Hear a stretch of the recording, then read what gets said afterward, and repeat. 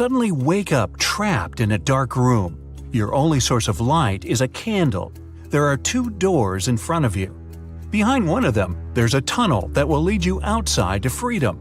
Behind the other, just a cold brick wall. You have a key that will open only one of the doors, and you can try it just once. So how do you know which door to try?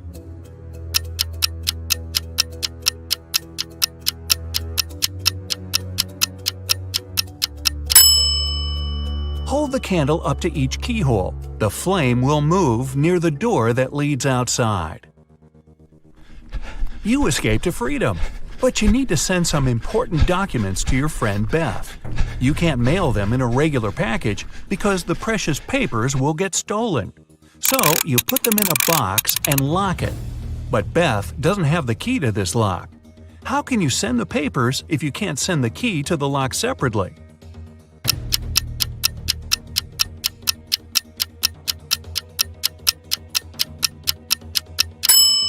First, send the locked box to Beth. She'll attach her own lock and send the box back to you. Then remove your own lock and send the package again. Beth can then remove her lock and finally open the package. Bad news. You get a call one morning from Beth. She says the crucial documents were stolen from her office. They'd been on the desk the evening before, but are nowhere to be found this morning. You immediately go there to question the employees. In no time, you gather 3 suspects. Sean said he had been at the movies last night. Michael had taken his girlfriend to an amusement park. And Christina was at a prestigious art gallery. Who's lying?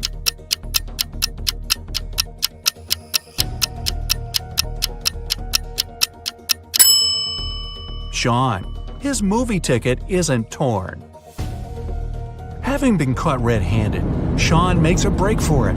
He hops in his car and drives away. Law enforcement are on the lookout. Sean sees a police car right ahead of him and starts driving toward it. Why would he do that?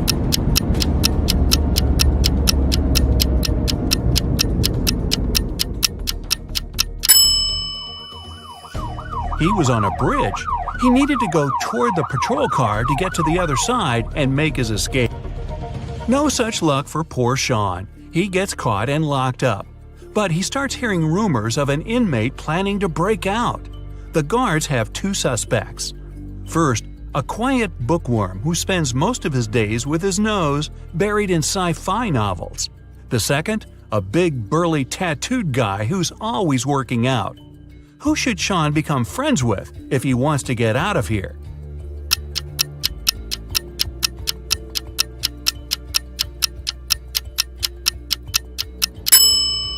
The bookworm. Look closer, and you'll see his bookmark is actually a file.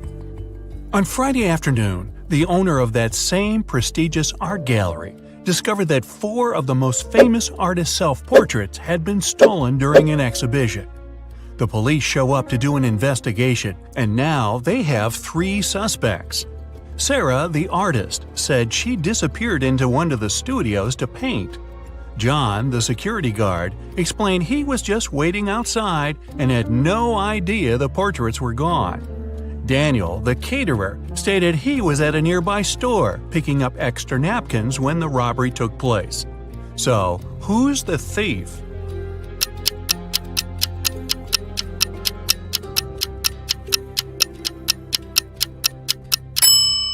It's the security guard. He couldn't have known the stolen paintings were portraits if he was standing outside. As fate would have it, there was another incident that night. Michael, who never really liked what passed for art in modern times, rushed into the gallery and caused millions of dollars worth of damage to several paintings. Yet the gallery's owner thanked him for his actions. How come?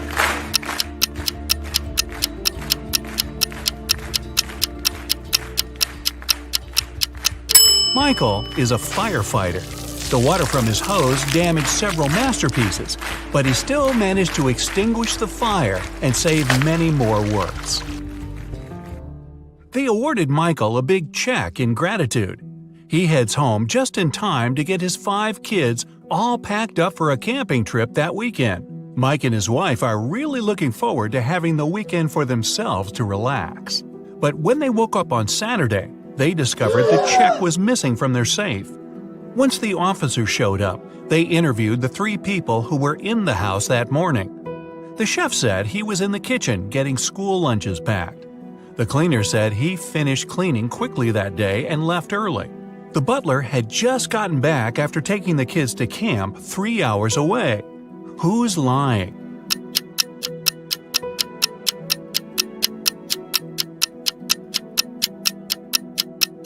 It's the chef. It's Saturday, so there's no school, and the kids have gone camping. Meanwhile, on the other side of town, a scientist is working on something bizarre. He invites Kevin and Claire as blind test subjects for his new serum invention. He gives them each a glass of ice-cold lemonade. Kevin drinks his fast, but Claire apprehensively waits to see the side effects on him first. After 2 hours, nothing happens, so she drinks her glass. 2 minutes later, her skin turns green. If both the drinks had the serum, why was only Claire affected?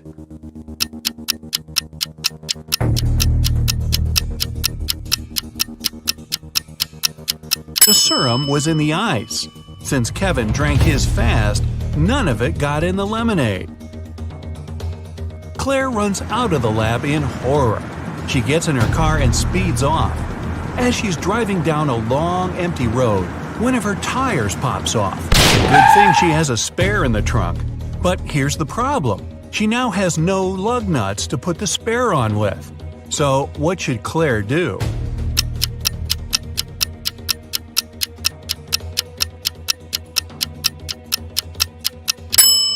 Unscrew one lug nut from each of the other 3 wheels and use them to attach the spare tire.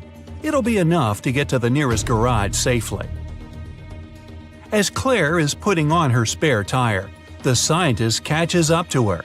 He hands her 4 pills and tells her it's a complex cure to the green face serum. 2 of the pills are an antidote, and the other 2 are a catalyst that activates it. Claire must take 1 of each type together. If she takes 2 of the same, her face will stay green forever. Just as the scientist is handing her the pills, he trips and they get all mixed up. They look identical. What should Claire do?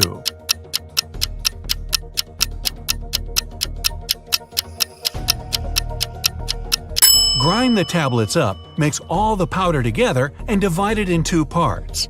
Each half will have the same amount of catalyst and antidote.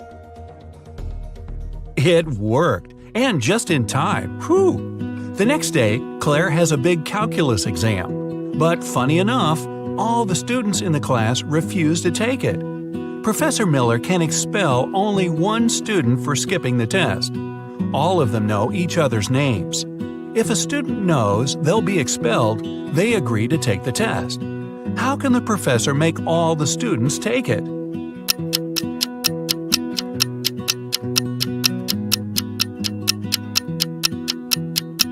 She should tell them she'll expel the student whose name comes first alphabetically. Then this person won't skip the test. The next person on the list won't skip either, and so on until the end of the list. Professor Miller grabs her cup of coffee, takes a sip, goes to set it down, and what's this? It's stuck to her hand. Somebody put glue on the cup, and she's got 3 suspects. Look carefully to find out which student is playing tricks on the professor.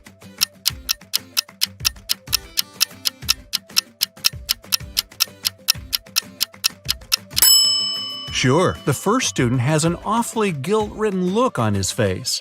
And the second student's smile looks just like pride for a job well done.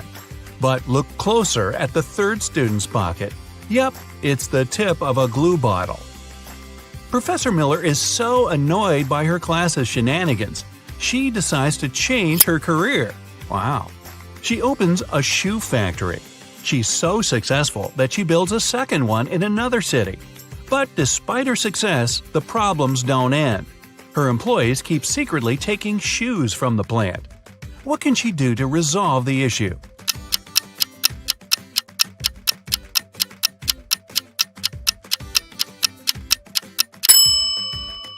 have one of her factories start making only left shoes and the other only right ones. One of those shoe swipers is driving a semi-truck full of shoes to sell for a profit. He comes to a tunnel and there's a major problem. His truck is just an inch too tall. But he can still drive through the tunnel. How?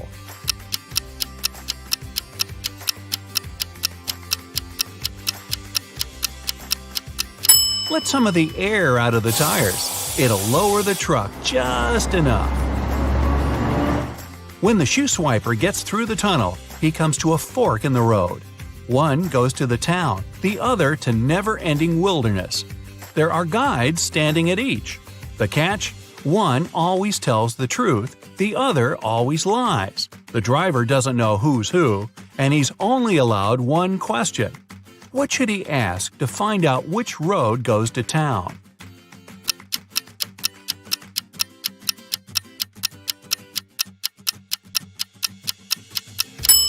Ask either one of the guides which road the other would say is the right way. Then he must choose the opposite. The truth teller knows the other will lie, so they'll point the driver toward the road to nowhere. If he asks the liar, they'll know the other guard would honestly point him toward the town, so they'll again recommend the road to nowhere. The shoe thief takes the road to town, but he has another puzzle to answer before he's allowed to enter. The guard at the gate asks him one simple question. What's the logic in the order of the following words? Fun, blue, bee, more, and dive.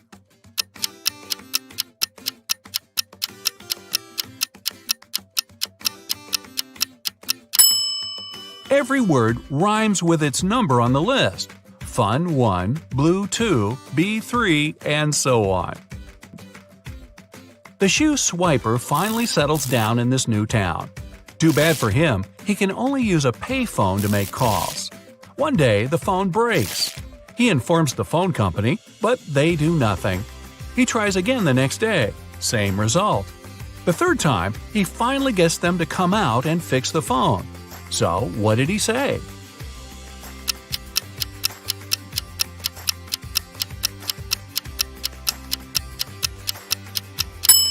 He claimed that people were making calls without paying.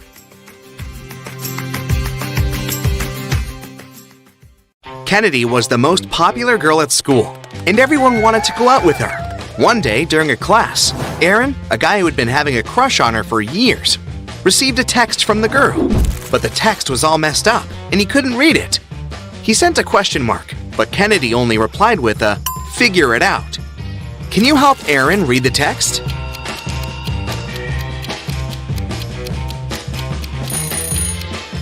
Seems like Kennedy just messed up the spaces to make the message harder to read. If we place the spaces correctly, the text will turn into, "Take me out on a date this week. Friday night after the basketball game, meet me by the clock." Kira and Sierra were sisters. They always borrowed each other's things without permission.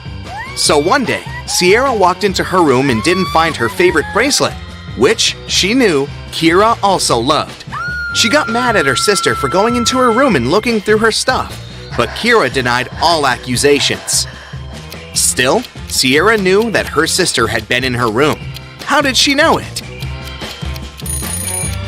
Pay attention to this flower on Sierra's windowsill. Flowers always turn toward the sun, but this one is turned away from it. This means Kira was in Sierra's room, searching for the bracelet and moving things around. She moved the flower too. That's why it's turned away from the window.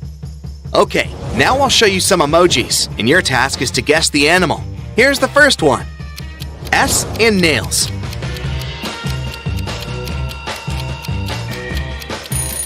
It's a snail, of course. What about this one? Do you have any ideas? B and ear. Sounds almost like a bear to me. Great job! Okay, here's another animal for you. Do you think you know what it is? Moon and key. Not sure about you, but I think it's a monkey. We're moving on, and here's the next animal for you. What's your call? Tie and gear. That's a tiger. Did you get it? This one is way too easy. Just hit it. Gold and fish. Goldfish, obviously. A fire alarm went off in a college and disrupted the end of semester exam. There was no fire, and after some investigation, it became clear that someone had set off the alarm on purpose. The police had 3 suspects. All of them had been spotted by a security camera on the underground floor near the fire alarm, shortly before it went off. Karis said she was a new student and had been looking for a bathroom. Carter said he'd been on the way to a lab that was on the underground floor. Olivia said she'd been exploring the building while waiting for her friend to be done with the exam. Who is guilty?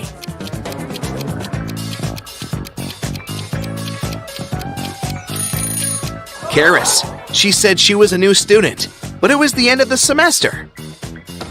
Claudius was one of the Roman emperors. He was born in 10 BCE and became the emperor of the Roman Empire in 41 CE. How old did he turn the year he became the emperor?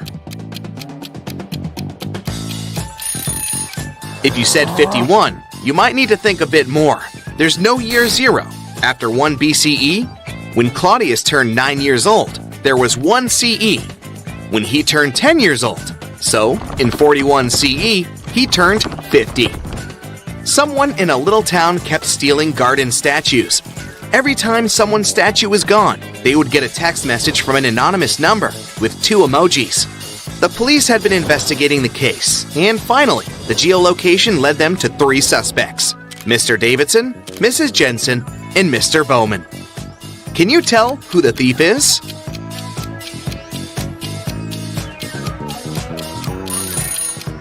The emojis are a clue. They don't seem to make any sense, but they actually do. It's a bow and a man, which together make Bowman. And Mr. Bowman is one of the suspects. He must be the criminal. Since we've started talking about emojis again, here's another task for you. I'll show you some emojis, and this time you'll need to guess the country. Let's go. Here's the first one. What's your call?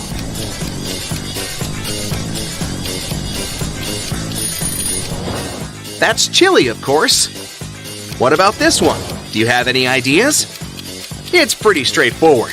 This is ice, and this is land. So, Iceland. Another emoji riddle for you. What is it? Another something land. That's a tie. So Thailand, a country in Asia. This one is a bit harder, but I believe in you.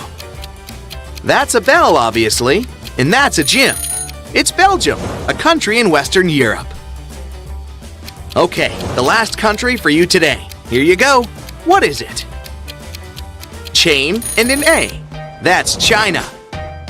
Now let's catch some criminals. Skylar was having a costume birthday party in a rented club. In the middle of the celebration, a detective came in. He said he was looking for a robber who must be there, pretending to be a guest. The problem was that Skylar didn't know half of the guests since all the school was invited. Take a look at the people and say who the detective's main suspect is. Look at this guy. Unlike all other guests, his costume is extremely inconsistent. He has a Batman mask and a Squid Game pullover. He probably put on whatever he could find in a rush, trying to hide. Mrs. Herrera was a rich lady who lived in her mansion in the countryside. She called the police because someone had stolen all the money from a safe in her room. She made all the people in the house remain inside until the police arrived. A detective came. He found no fingerprints, but he discovered a black glove. The main suspects were Chris, the cleaning man, Cassian, Mrs. Herrera's grandniece, and Nicole, Mrs. Herrera's best friend's daughter, who was visiting her for a week. Take a close look at them and try to figure out who stole the money. The glove can't belong to Chris. There were no fingerprints, so whoever the thief was, they were wearing gloves. And this one is too small for Chris. Nicole is wearing way too many massive rings, and the gloves wouldn't fit her as well. So it seems like Cassian took the money. A criminal escaped from prison, and the local police were looking for him. They checked his house, his parents' house, and other places, but there was no trace of him. Then they came to an old lake house the criminal's family used to spend summers in. Now it was abandoned. When they came in, the detective knew immediately that someone was living there. How did he know? The house is all dusty, but some surfaces like this part of the floor and that side of the table aren't dirty like everything else. That's because someone has been using them. Tessa called the police because she had found her friend Evie unconscious. Right by her side, there was a glass with poison, which she had most likely drank, but it was still up for investigation. We are roommates. I walked into her room to get $20 from her and saw her like this. I didn't touch anything and called you immediately. The police officers asked Tessa to leave, examined Evie, and called the ambulance. When they moved the girl, they saw Evie's phone and a $20 bill in the phone case. The officers left the phone where they found it, walked out of the room, and told Tessa, "We called the ambulance. It'll be here soon. Your $20 is in your friend's phone case. You can take it now." Tessa walked into the room and returned with the money immediately. The police arrested her. Why?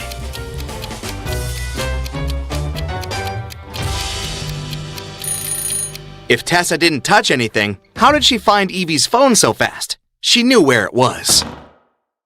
3 friends, Blair, Chloe, and Nell, were walking all day around town. They found a beautiful but dusty house where no one lived. They entered it and started to take pictures. In the evening, they were scrolling through the pictures and one of them made a scream. Take a look at the photos and say which one scared them and why.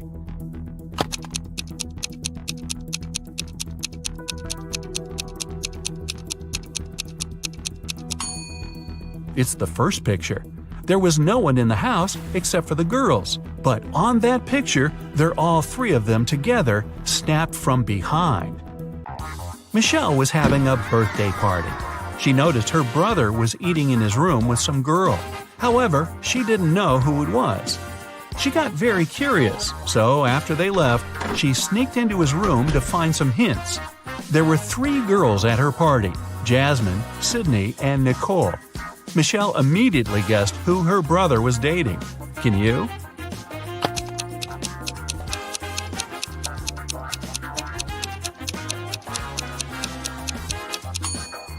Her brother was dating Jasmine. Look at the dishes and the cutlery. There's a lipstick stain on the fork. Jasmine is the only one wearing lipstick. Pamela is a lawyer and Samantha is a journalist. Can you guess which one of these women is a mother?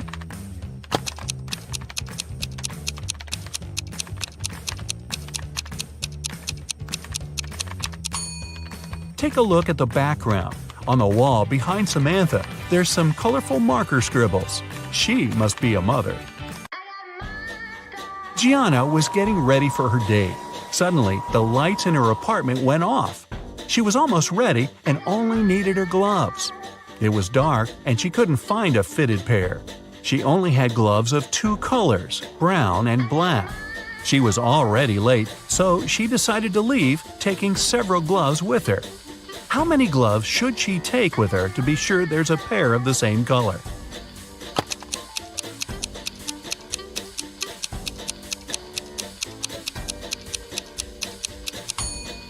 She just needs 3. Even if the first 2 are of a different color, the third one will either be black or brown, matching the other one. A police officer was following a robber around the city. Suddenly, the robber entered the hospital and disappeared. When the police officer entered the building, there were 3 workers. One of them must be a robber who dressed up to pretend to be a doctor. Can you tell who?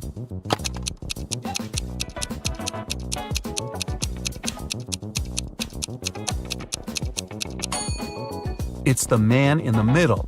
Look at his badge. There's a picture of a woman on it. He must have worn the first pair of clothes he noticed. It was Christmas morning and the whole family was home. When Bailey returned in her room after watching her show on TV, she found that someone stole all the presents she had been wrapping. She questioned every person in the house. Her mom said that she had been making dinner.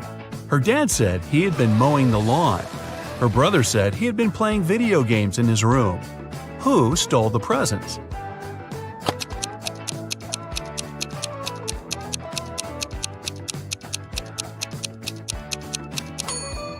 It was Bailey's dad. It's winter, and we could see that it's snowing outside. He just couldn't mow the lawn. In the Arts Museum, the lights went off for a couple of minutes. When they came back on, the most expensive painting was missing. The detective arrived and started the investigation. There were 3 suspects, and he questioned each of them. Jessica, a dance teacher, said that she had been so scared when the lights went off that she couldn't even move and for sure didn't touch anything. Derek, a journalist, said he'd been in the bathroom at the time. Collins, an engineer, said he had been in a different room of the museum, watching the dinosaur fossil. Who's lying?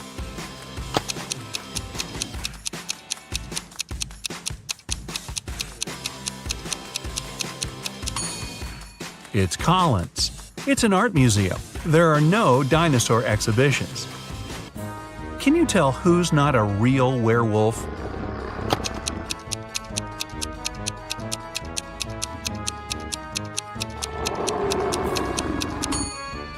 It's actually the guy who looks like a werewolf.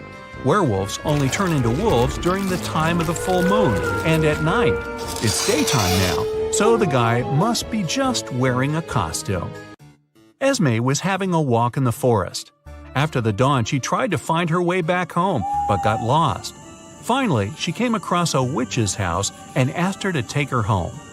The witch agreed to help her, but only if Esme solved her riddle. If not, she'd have to stay with the witch forever. The witch took an apple, tied a string to it, and held it. She asked Esme to cut the string in half so that the apple didn't fall down. However, Esme couldn't touch the apple or hold it. How could she do it?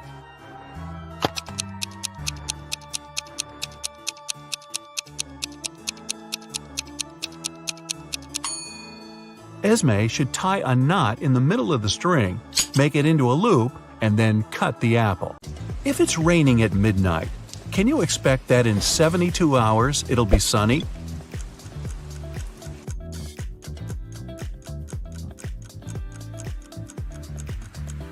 Nope, in 72 hours, it's going to be night again. In the room, there are 2 people, both of them sitting. But if one of them stands up, they won't be able to take the other one's place whatever they do. How is that possible?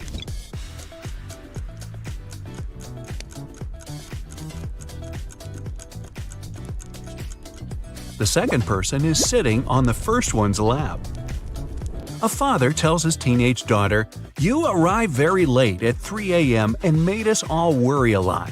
I don't want this situation to repeat." His daughter, though, replies that it will never happen again. How can she be so sure?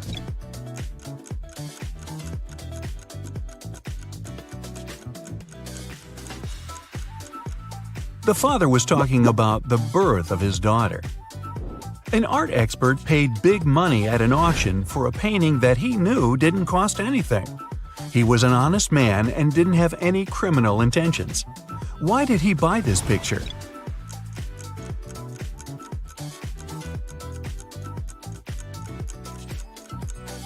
Although the painting cost nothing, its frame was a beautiful and expensive piece of art. A street food vendor has a sign on his stall saying, "1 hot dog, $1.50. 3 hot dogs, $5. He knows it's more expensive to buy 3, but doesn't change his sign. Why?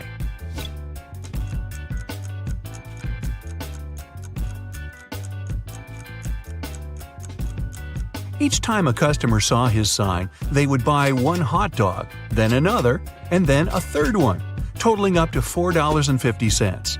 Thus, everyone's happy. The customers think they're clever, and the vendor gets his sales up. During a fire, a bank was robbed.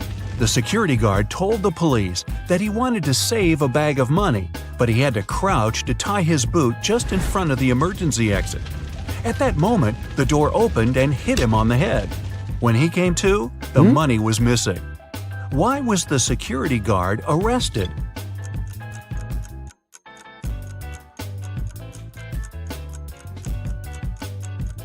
Well, all emergency doors open outwards. You find yourself in a photo gallery. After looking at the wall, you realize that one of the pictures doesn't belong to the rest. You see a raccoon, a llama, a football, and a balloon. Can you tell which is the odd one out?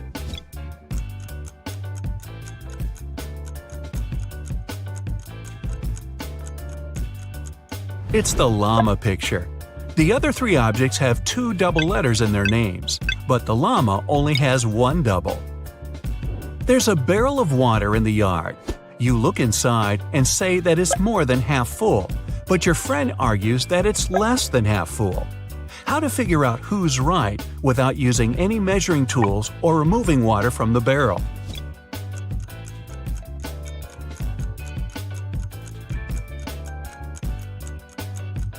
Tilt the barrel so that the water touches the rim. If you can see the bottom, the barrel's less than half full. If the bottom is still covered with water, it's more. Sam and his brother John were always fighting. Their mother couldn't take it anymore and came up with a clever plan to stop them. She told the boys to stand on the same piece of paper in such a way that they didn't touch each other, and it worked. The boys couldn't fight anymore. How did she do it?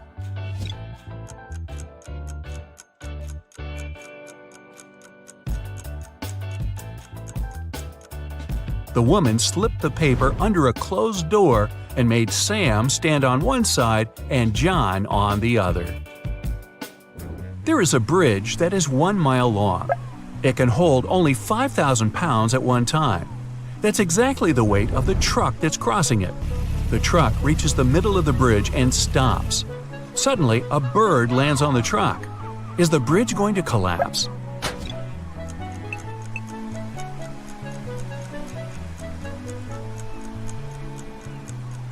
The bridge isn't going to break down because the truck has already used some gas to get to the middle and therefore weighs less than 5,000 pounds.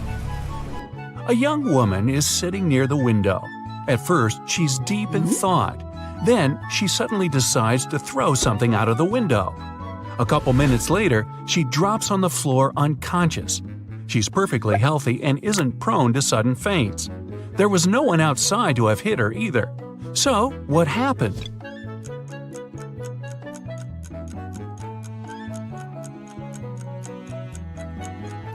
She was knocked out by the very same thing she'd thrown out the window. It was a boomerang that came back and hit her on the head. Well, that was a dumb thing to do. Two men are in a room facing each other. One of the men is a psychic and can see into the future. He predicts that in 10 minutes, the other man will be hit on the back of his head. Of course, shocked and paranoid, the other man can't stop staring at the clock on the wall. And exactly 10 minutes later, he's lying face down on the floor. How could it happen?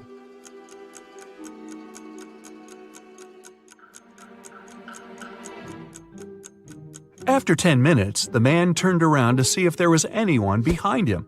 At exactly that moment, the psychic hit him on the back of his skull. Well, I'm starting to think he wasn't a psychic after all.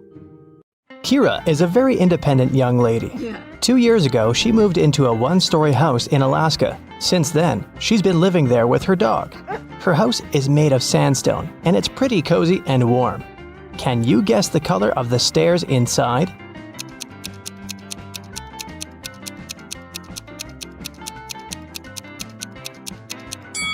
There are no stairs in a one-story building.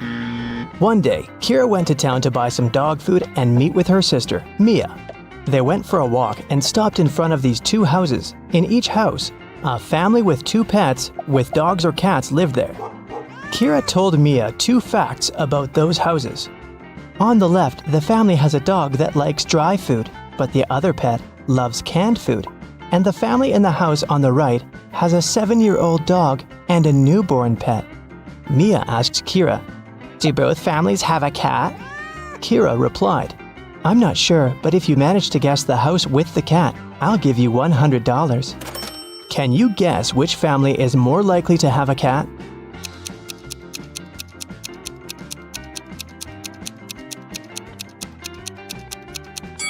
Okay, let's analyze this. The house on the left offers us 3 possible scenarios. A younger cat and an older dog, a younger dog and an older cat, or just 2 dogs. We can't consider a cat-cat option because Mia mentioned that there was at least one dog in that house. Now, all these 3 options are equally possible, and 2 of them include cats, so the chances of a cat living in that house are 2 out of 3. As for the house on the right, there are 2 possible scenarios. Since we already know that the older pet is a dog, here's the first possibility. The younger pet is a cat, and the older animal is a dog. And the second possibility suggests that there are just 2 dogs. So, here, the chances are 1 in 2. That's why Kira should choose the house on the left. This way, her chances of winning are higher. Mia invited Kira to visit her workplace. Hello. She's a manager in a luxury resort hotel. The building has 7 floors. 5 people are now staying in the rooms on the first floor. And on each next floor, there are 3 people more than on the previous floor. Can you figure out which floor the elevator is called most often?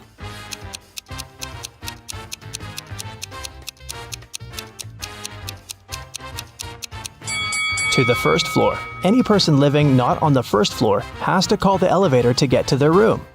Will is a famous billionaire. He decided to stay in the best room in the hotel. He's got 3 gold bars that weigh 4, 2, and 1 pound respectively. The charge for the room is 1 pound of gold per day, and the hotel staff don't accept any advanced payments. Will wants to stay at the hotel for 7 days. How can he pay for the room?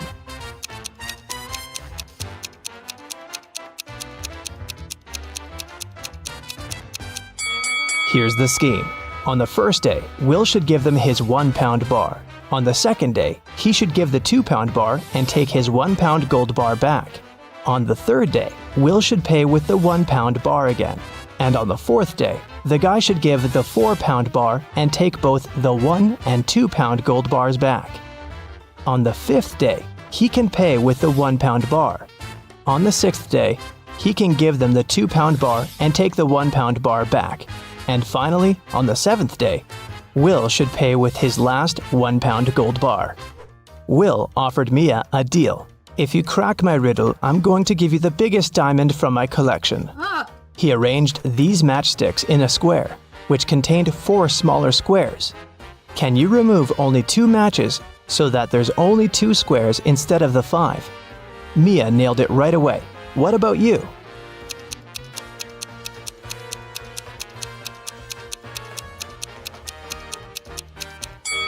Here's the solution. You have to remove these matchsticks, and voila, you have only 2 squares left. Then Will offered Kira an opportunity to win a fortune. There are 100 precious red stones and 100 simple white stones in his collection. The billionaire gave the girl 2 different bags labeled heads and tails. She can put the stones wherever she likes. Then, Kira has to flip a coin and choose a stone from the corresponding bag, heads or tails. If it's a red one, she will receive all the precious stones, but if she picks a white stone, she'll get nothing. How should Kira distribute the stones to increase her chances of winning?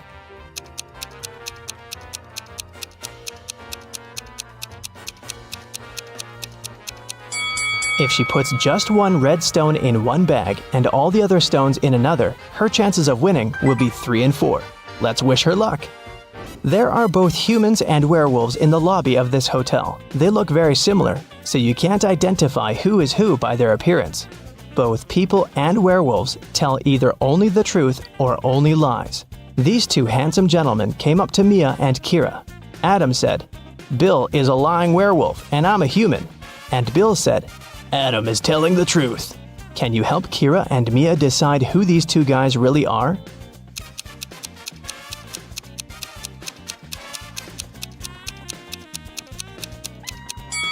We know that they cannot tell half-truths. So, Adam's statement is only true if both parts of it are true. Let's suppose that Bill is an honest human. Then Adam should be honest too. But Adam called Bill a liar, which creates a conflict. It means that Bill's statement cannot be true. So Bill is a liar. And knowing that, we can conclude that Adam is a liar too. But what about their nature? Are they humans or werewolves? Adam's first statement is a lie, which means that Bill is not a werewolf. Therefore, Bill is a lying human. And the second part of Adam's statement means that he's a lying werewolf. Adam and Bill invited Kira and Mia for dinner. When they asked the ladies about their parents, Kira replied, "We have the same father and mother, and we were both born on the same day." Adam asked, "Are you twins?" Mia replied, "Nope, no we're not. How can this be possible? Have you guessed?"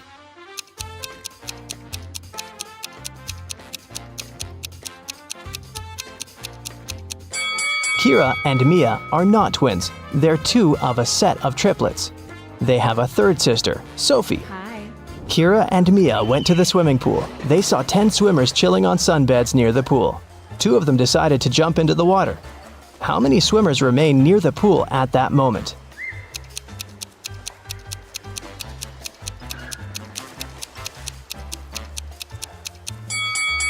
The 2 swimmers might have decided to get into the water, but it doesn't mean they've done it. Kira entered a very small dressing room.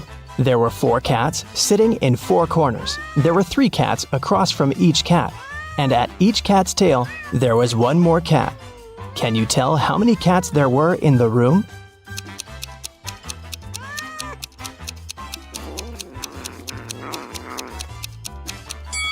The room was very small. Each cat was sitting near the tail of the cat from the neighboring corner. In the ladies' room, Mia met this weird woman standing in front of the mirror and applying some lipstick on her forehead. Can you guess what's going on?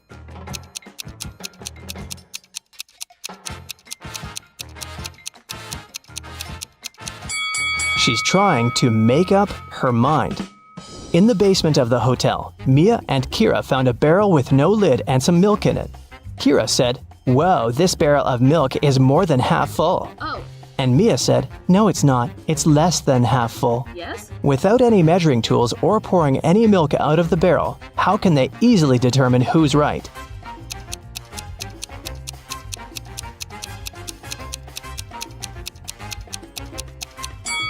They should tilt the barrel until the milk touches its lip. If the bottom of the barrel is visible, it's less than half full. And if the bottom is still completely covered with the milk, then it's more than half full. A large group of students came to a scientific conference held at the hotel. 280 students study chemistry, 254 students study physics, and 280 students study biology. At the same time, 97 students study both chemistry and physics, and 138 students study both physics and biology. And 152 students study chemistry and biology. Also, there are 73 students who study all 3 subjects. Can you figure out the total number of students at the conference?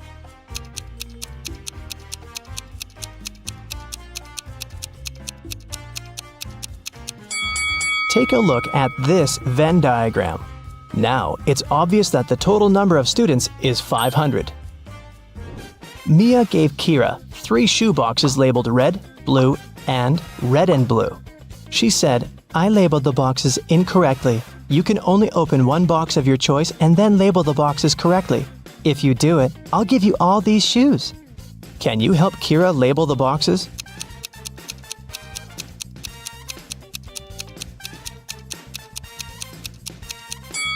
Kira should opt for the box labeled red and blue. Since the boxes are labeled incorrectly, this box will contain either red shoes or blue shoes. Let's suppose that Kira found red shoes inside the box. Now she can remove the red label from the wrong box and put it on the correct one. Meanwhile, the box labeled blue cannot have blue shoes inside. Neither can it contain red shoes. It means the blue box must contain both red and blue shoes.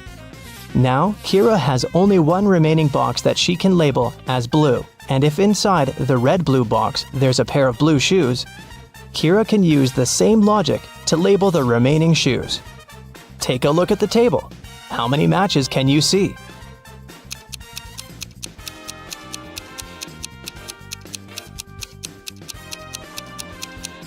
8. Here they are. Alrighty, it's math o'clock here, and I have a couple of fun riddles for you to solve. Let's start with a cheesy one. Here's a circle. How many sides does the circle have?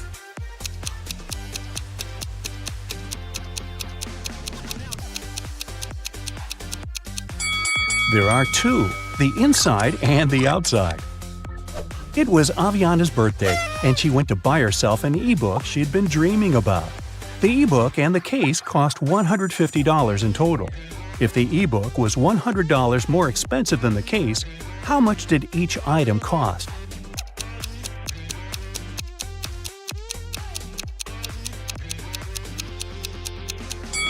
Alright, let's say the case cost X. Then, the ebook cost X plus 100.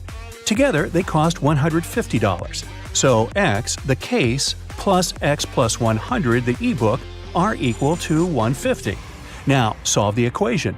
2x's equal to 150 minus 100, or 50. So 1x is equal to 25. So the case cost $25 and the ebook cost $125. Well, that adds up. Now, to celebrate her birthday, Aviana wants to go to the movies. She has two friends whom she wants to take with her. A movie ticket costs $8. What is cheaper? Go to the movies with each friend separately or with the two of them together?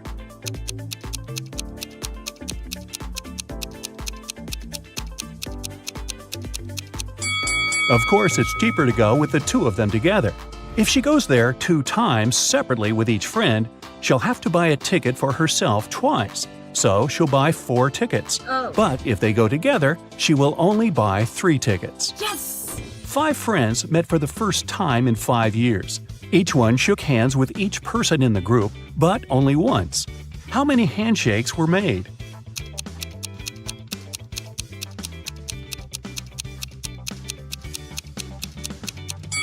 No handshakes were repeated. Let's see it like this. The first friend shook the hands of the 4 remaining people once.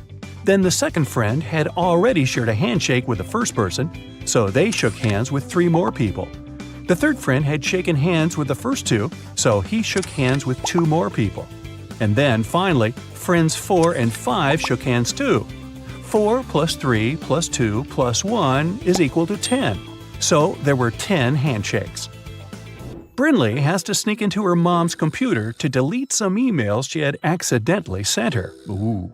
Mom has a poor memory, so she always has notes with her passcodes. Luckily, the note is right on the desk again. What's the passcode?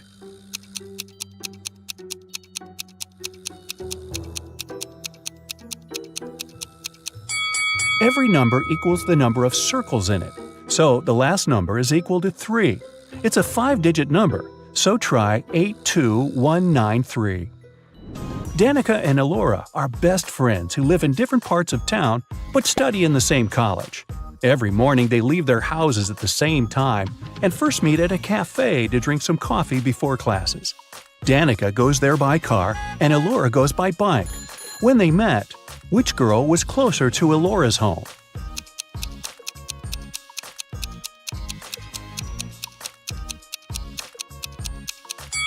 When they meet, they're in the same spot, so no one is closer than the other one. Mrs. Marshall owns a factory that produces office desks. 4 workers can build 4 desks in 4 hours. If she hires 4 more people, how many desks will 8 workers produce in 8 hours?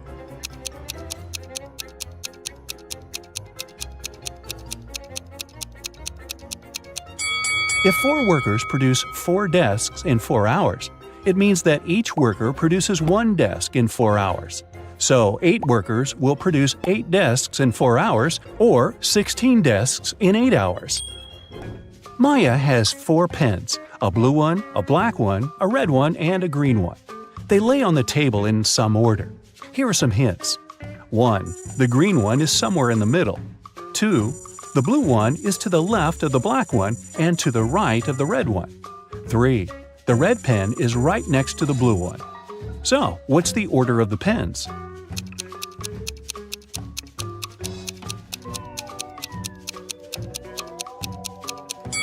Green is somewhere in the middle. Since blue has some other colors on both sides of it, it means it's in the middle too. Let's decide which one is where. If the green pen is in position 2, then the blue one takes position 3. We know that the blue one is on the left of the black one, so black takes position 4, and red must be in position 1. But it doesn't fit because the last condition is that the red and blue ones are next to each other. So let's switch the green and blue. Now blue is right next to red, but is still to the left of black. So the right order is red, blue, green, black. Yvonne cuts one baguette into 4 pieces in 12 seconds. How much time will she need to cut the same baguette into 8 pieces?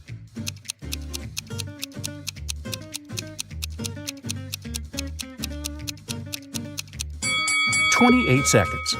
To cut a baguette into 4 pieces, she must make 3 cuts. If it takes her 12 seconds to make 3 cuts, it means that she makes 1 cut in 4 seconds. So, if she now wants to cut it into 8 pieces, she needs to make 7 cuts. So, 7 cuts, 4 seconds each, would take 28 seconds. Ellery came back home with her term grades. She got all A's but 3, all B's but 4, and all C's but 5. So, how many A's, B's, and C's did she get?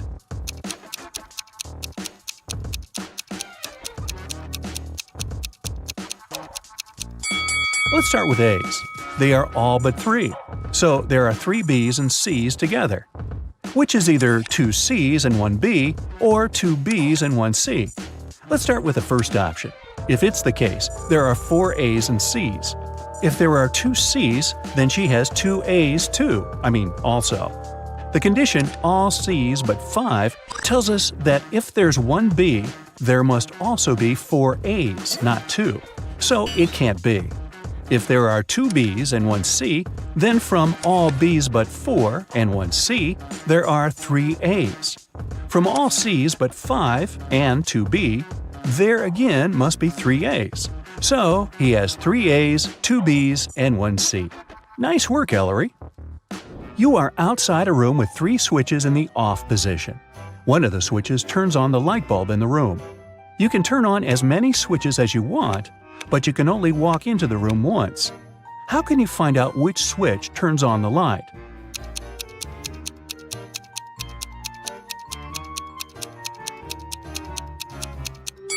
Turn 2 random switches on and wait a couple of minutes. Then turn one of them off and walk into the room. If the light is still on, then the controlling switch is the one you left in the on position. If there's no light, touch the light bulb. If it's hot, then the controlling switch is the one you just turned off. If the light bulb is cold, that switch is the one you didn't turn on. Every Sunday, Mrs. Adams gives her daughters pocket money. Half of the whole amount goes to the oldest daughter, Stella. The second sister, Ashley, gets half of the amount Stella gets. Eleanor gets 1/6 of the total amount, and the remaining $10 goes to the youngest daughter, Sierra. How much money does Mrs. Adams give away?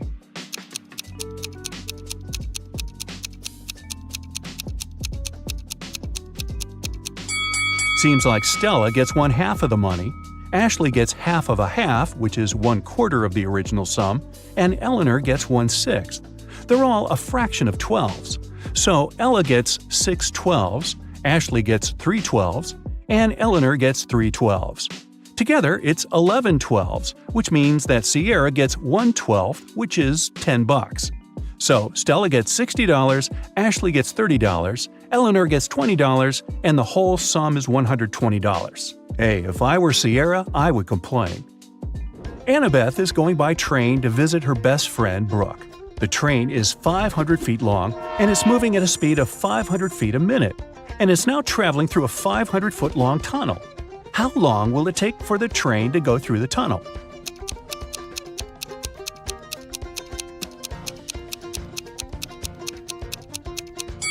When the train goes into the tunnel, it will take exactly 1 minute for its head to reappear on the other side. But the rest of the train should get out of there too. Once the head of the train is out, the back of the train just entered the tunnel, and it'll need another minute to travel through the tunnel. So the train will need 2 minutes in total. An elf hired a fairy to take care of his garden for a week. As a daily payment, the fairy takes 1 inch of a candy cane. The elf has a 7-inch candy cane in one piece, but the fairy wants to be paid every day because fairies don't trust elves. The elf has a knife that can only make 2 cuts. How can he manage?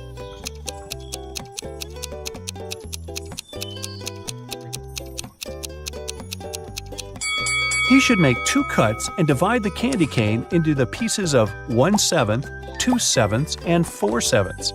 The first day, he'll give her the 1/7 piece. The second day, he'll give her the 2/7 piece and will take the 1/7 piece back. After the third day, he will give her the 1/7 piece back. After the fourth day, he gets back the 1/7 piece and 2/7 pieces and gives her 1/4/7 piece instead. Then he gives her 1/7. On the sixth day, instead of 1/7, she gets the 2/7 piece, and on the last day, he gives her the final 1/7 piece. Of course, this whole thing goes kablooey if the fairy eats the candy during the week. Well, it's the fairy's grandpa's birthday today. She wants to visit him and bring him birthday candy canes. Her grandpa lives in a different town, and there are 3 gates to cross on the way. At every gate, there is a guard. To cross, the fairy has to pay a fee of half of the candy cane she has, but she gets 1 candy cane back. What's the minimum number of candy canes the fairy should take from home to make sure she arrives at her grandpa's with 2 candy canes for him?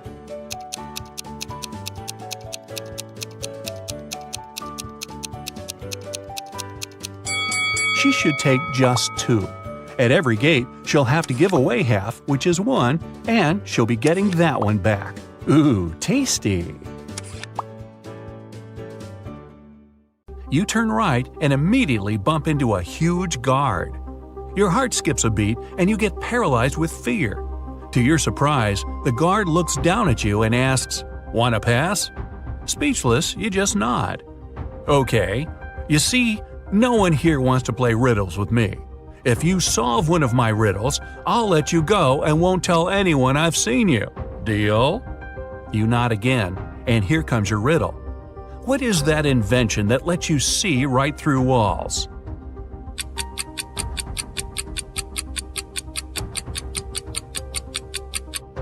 That's a window, of course.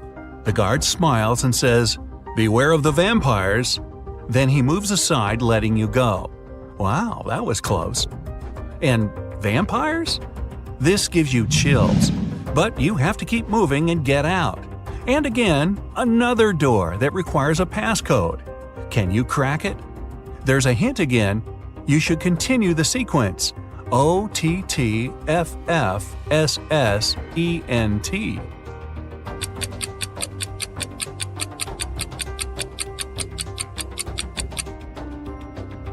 Each of these letters is the first letter of the numbers. O for 1, T for 2, T for 3, then 4, 5, and so on.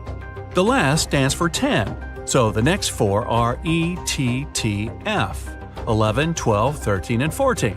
Yep, that's correct. The door clicks open. Move! You get into a huge dark room. All the light comes from the candles the room is filled with. The problem is that there are 4 ways, and again, you don't know which one to take. Suddenly, each of the doors opens and 4 people walk into the room. There are 2 men, 1 woman, and 1 teenage girl. They all say they're prisoners too, and the other 3 are vampires. Who do you trust?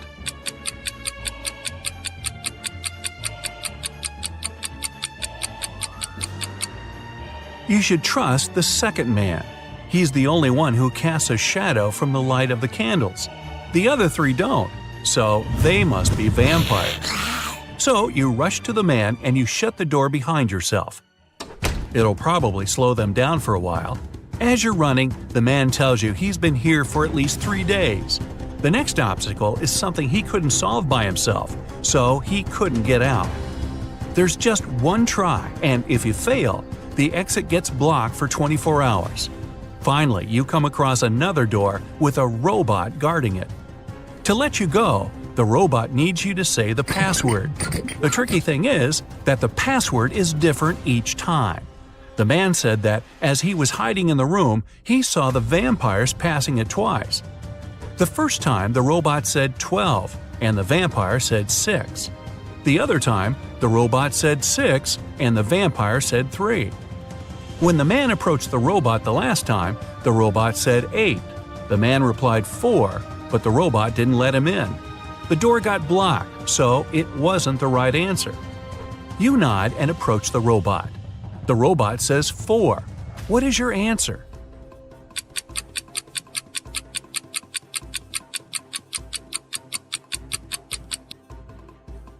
The answer is 4. The rule isn't dividing the number by 2, but saying the number of letters in the word. Your answer is accepted. The robot opens the door and lets you go. Again, another dark room. But as you step into it, you get surrounded by 8 hungry dogs.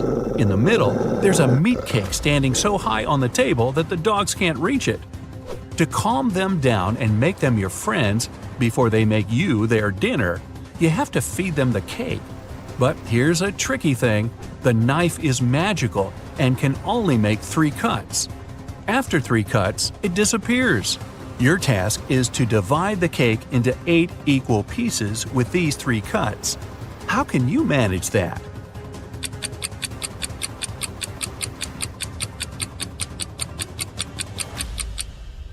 With 1 cut, you cut the cake in half and get 2 pieces. Then you make another perpendicular cut and get 4 pieces.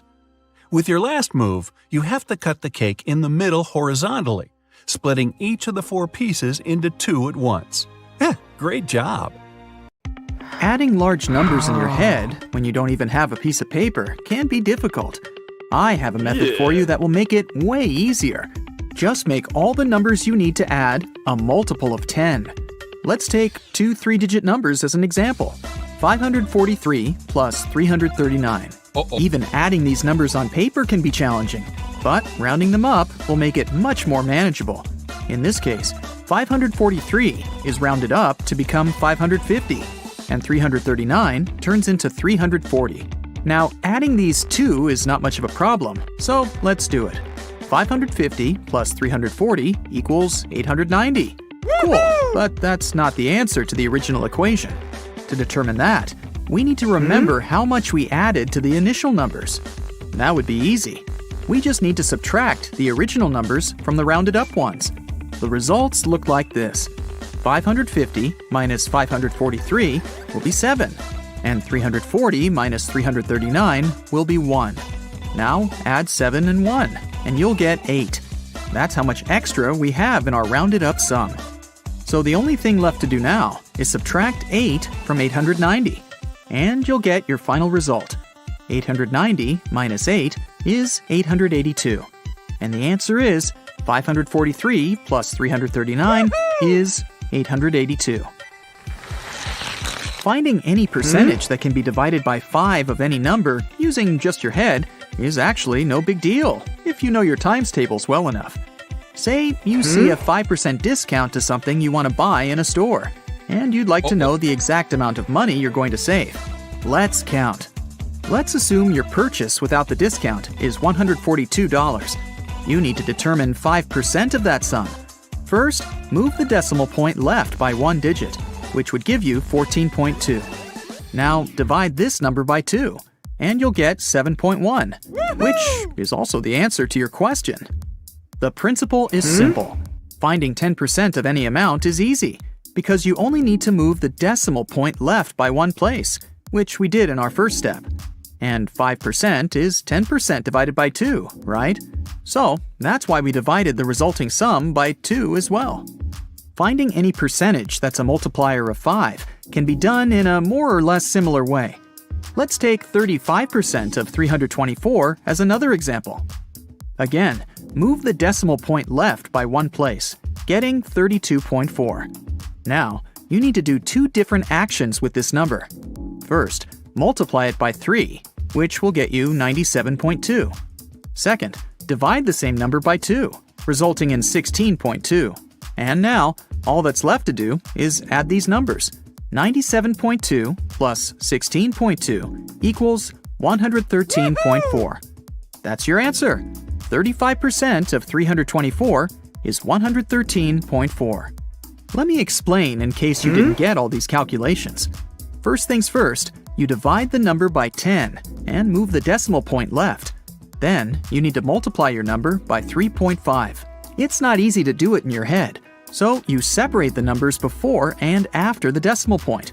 First, you multiply your number by 3, and then by 0.5. To multiply any number by 0.5, you actually need to divide it by 2, since 0.5 is half of your number. And then, when you're done with all the multiplications, just add the results to get your initial number multiplied by 3.5. This might sound complex at first, but if you practice this method a bit, you'll find it very easy to apply. Now let's get away from complex calculations and have some fun instead. You've been told otherwise, but you can prove that 2 plus 2 might actually equal 5. Here's the simplest method to do so. Disclaimer, don't try to do this in your math class. So, we have the universal truth that 0 equals 0. Now, 0 can be a result of subtracting a number from itself. Let's take numbers 4 and 10 for our case, and we'll have this equation. 4 minus 4 equals 10 minus 10. Taking it one step further, 4 can be written as 2 to the power of 2, and 10 can be written as 2 times 5.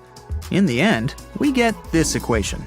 2 to the power of 2 minus 2 to the power of 2 equals 2 times 5 minus 2 times 5. Next, in math terms, we can simplify it by using brackets, and here's what we get. 2 minus 2 times 2 plus 2 equals 5 times 2 minus 2. Again, according to the rules of math, we can cancel 2 minus 2 on both sides, and the result will be 2 plus 2 equals 5. Yeah, that's how you prove the impossible. Math can do incredible things. Okay, getting back to real math tricks. Squaring numbers after 10 can be a pain, but there's an easy way to square any two-digit number that ends in 5. Let's take 45 as an example. First, you need to multiply the first digit by itself plus 1. That is, 4 plus 1 is 5. So you need to multiply 4 by 5, getting 20. Now add 25 at the end, and you get 2025. That's it. Here's your answer. 45 squared is 2025. Check it with a calculator if you don't believe me. A simple way to multiply any, and I mean any at all, number by 5 has probably never been mentioned to you at school. There's a slight difference in methods depending on whether the number is even or odd. Let's start with even numbers. Say you have to multiply 3,566 by 5. First, divide the number by 2, getting 1,758. Now add a 0 to it, and you've got your answer, 17,580. Now let's try odd numbers. We'll take 2,463 as an example. First of all, subtract 1 from the number, getting 2,462. Now divide it by 2 again, resulting in 1,231. And then, instead of a 0, put a 5 at the end, which will get you 12,315. This is your answer. 2,463 times 5 equals 12,315. All right. Now I've got a puzzle for you. See if you can solve it in 10 seconds. You have an equation made of matchsticks, which reads 2 equals 6. You need to move just one matchstick to make the equation true. The timer is set.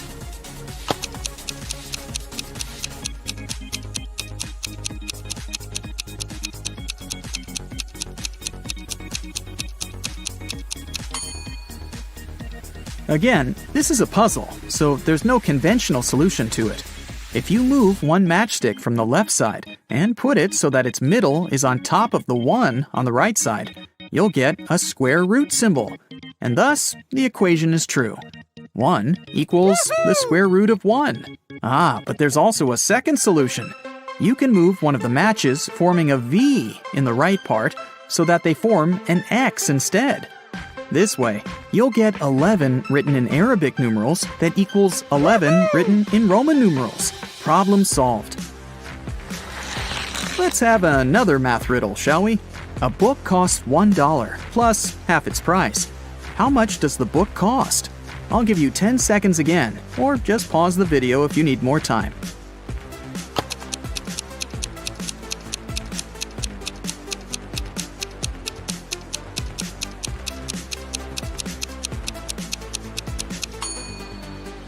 To solve this riddle, you need to build an equation where B is the cost of the book, and you have to find it. The equation will look like this. b equals 1 plus b over 2. Because to find b, you need to add 1 and half the b. To make it simple, let's write b as b over 2 plus b over 2 in the left side, getting b over 2 plus b over 2 equals 1 plus b over 2. Now we can transfer b over 2 from the right side over to the left and get b over 2 plus b over 2 minus b over 2 equals 1. Subtracting b over 2 from itself leaves us with b over 2 equals 1. So the only thing left to do is multiply 1 by 2, and you'll get b. The answer is b equals 2. Now, if you solve this puzzle on your own, you just might get to Oxford University. In the finals of a logical game, 2 players are contesting for the prize. The prize itself is placed under one of 5 objects you can see on the screen. Sheila was privately told the shape of the object under which the prize was hidden. Colin was privately told the color of that object. Both players are mathematicians and use perfectly logical reasoning to find the answer. And either of them knows that the other was told the shape or the color of the object. The host asks them, "Do either of you know where the prize is?" The players say, "No." The host then asks, "Do you know now?" They both shake their heads. The host asks again, "Do you know now?" And the players answer, "Yes," in unison. How can this be? And where is the prize? Pause the video if you want to try to crack this puzzle on your own, or watch further to find out the answer.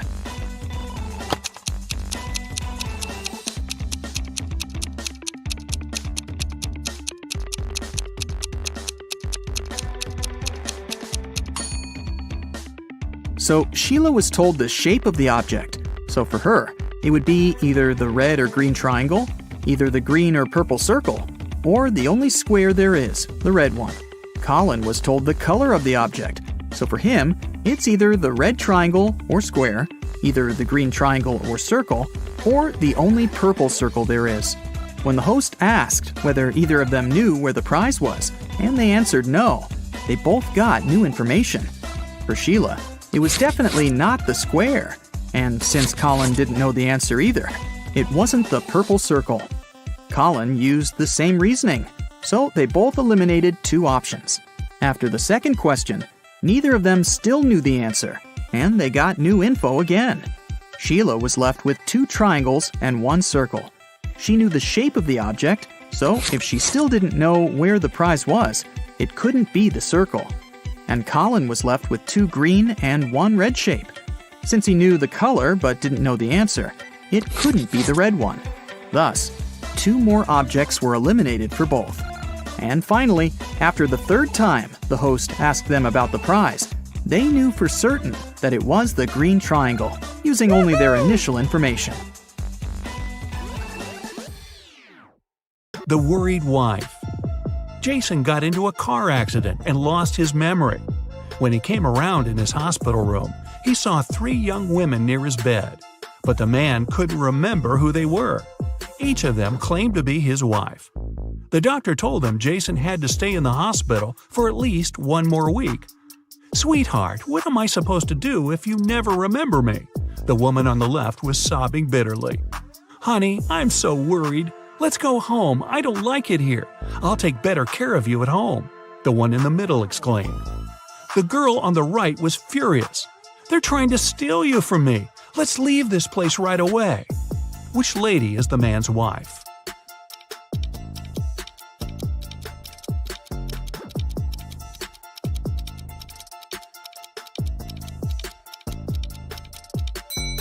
She's the one on the left. She's the only one who's worried.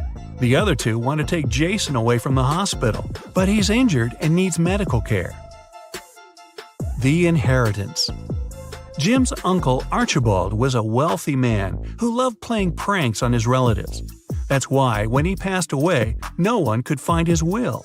But one day, a few years later, Jim was looking through some old papers. Suddenly, his breath caught in his throat. The document he was holding was his uncle's will. It read, "I hid all my money and other valuables at 3 p.m. sharp under my favorite cherry tree, right where its shadow ends. The one who digs it out will be my heir." Jim was beyond happy. He was going to be wealthy. He drove to his uncle's posh villa and found the cherry tree. He waited till 3 p.m. and started to dig. But try as he might, his efforts didn't pay off. Confused and upset, he had to return home. Why didn't he find anything?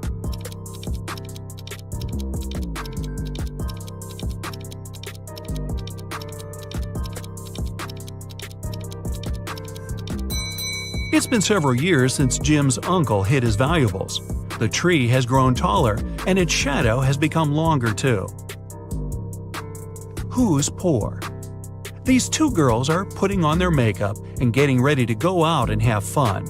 They're using pretty much the same things: lipsticks, cosmetics, clothes. Their phones look similar too. But one of these girls is poor. Who is it?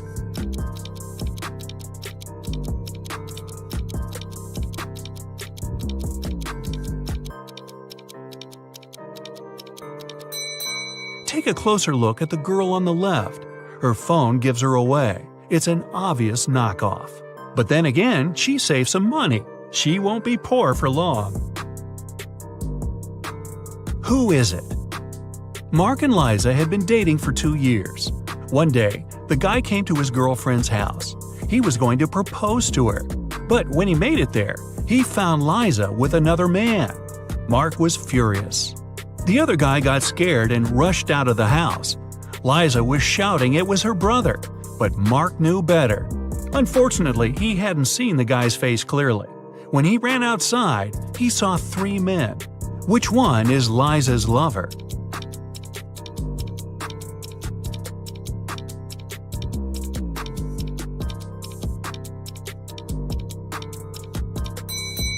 It's the guy on the left. It's freezing outside, and the other 2 guys have red cheeks and noses. But the third guy's face is pale because he just left a warm house. A weird choice. Every day, Mark rides his bike to the railway station to get to the college. There are 2 stops near his home. One is a mile away from his house, and the other 2 miles away in the opposite direction. In the morning, he always gets on the train at the first stop, and in the afternoon, he gets off at the second. Why?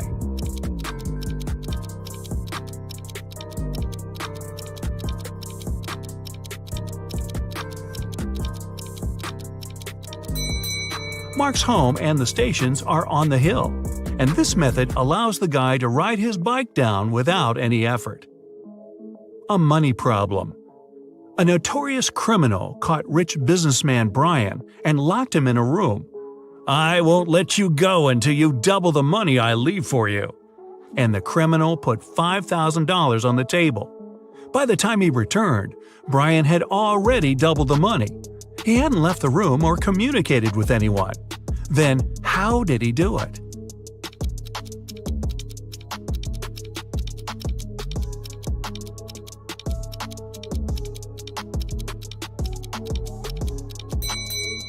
He put the money in front of the mirror. A realization. 3 friends fell asleep under a tree in the countryside. While they were resting, a boy painted mustaches on their faces. Once the men woke up, they started to laugh. But then, all of a sudden, they stopped. Why?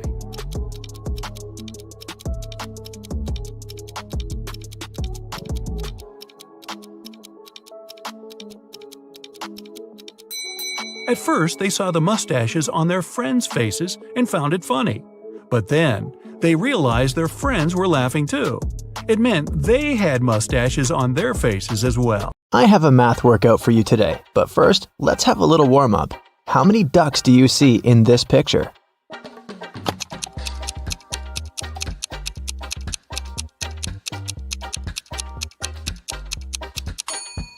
Don't forget about the hidden ones. There are 15 ducks. Did you find them all? Okay, now count all the flowers.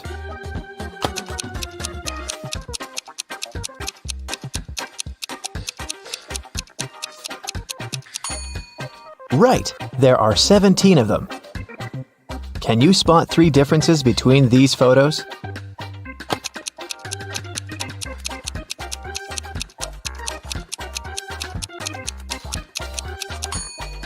Here they are. And another one. There are 3 differences again. Do you see them?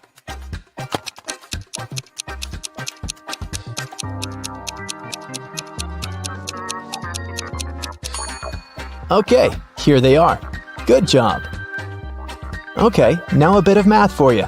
Look at this picture.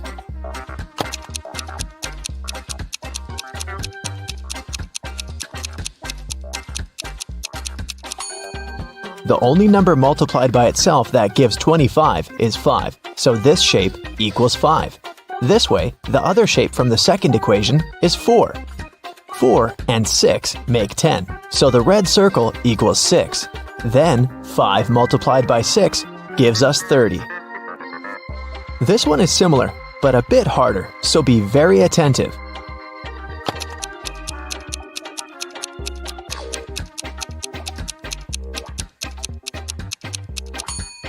Okay, 3 pairs of sneakers make 30.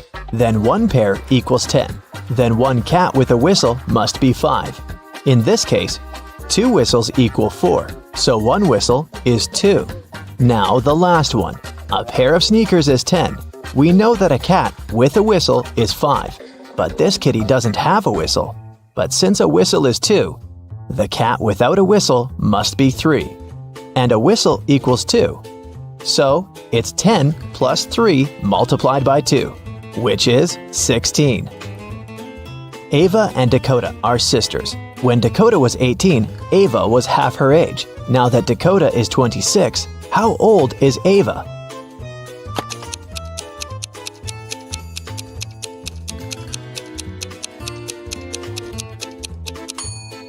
When Dakota was 18, Ava was 9, so the age difference between the sisters is 9 years.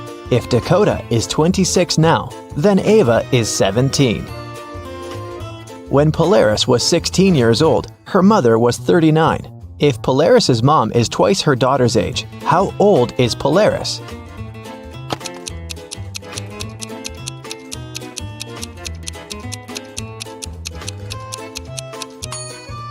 The age difference between Polaris and her mother is 23 years. That means now, Polaris is 23 and her mom is 46. Yvonne had a big collection of CDs. One day, she decided to clean up her house and counted that she had 172 CDs. She sold them all except for 7 CDs of her favorite singer and 5 CDs of her favorite band. How many CDs does Yvonne have now?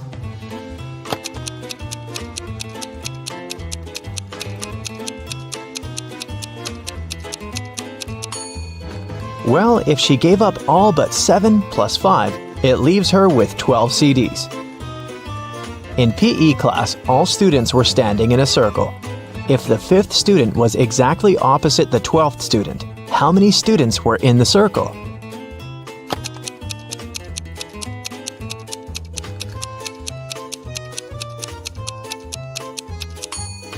Between student number 5 and student number 12, there are 6 other students. If these two are opposite each other, then on the other side between them, there are also 6 students. This makes 14 students in the circle. Danica owns a candy store. She sells candy for $0.12 a dozen. How many candy pieces can you get if you have $1?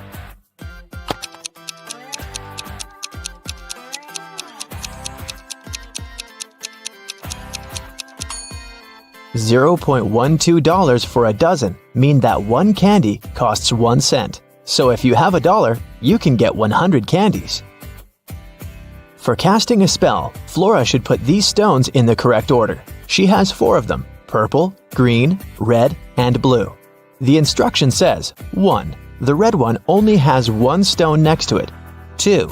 The green and purple stones aren't next to each other. 3. The green stone is the last one. Can you help Flora?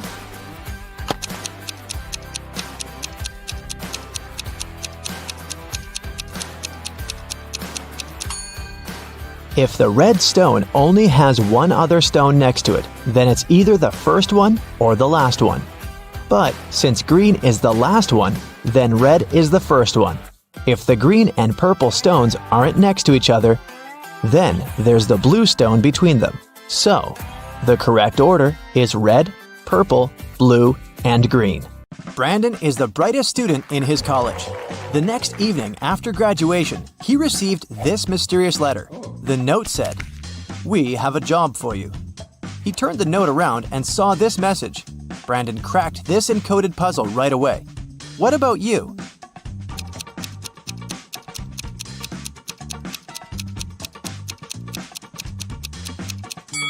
Brandon's job interview will take place in a greenhouse at midnight. Brandon arrived at the meeting point.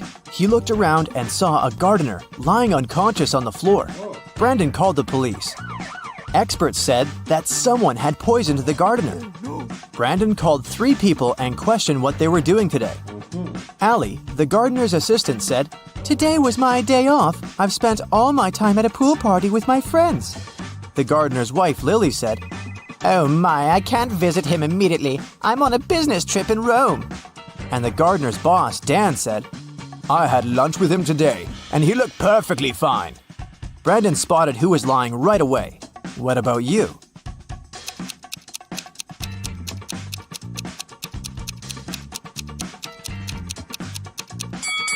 Lily is lying. Take a look at her hotel window. Can you see the Eiffel Tower? She's not in Rome, but in Paris. After solving this case, Brandon received a message.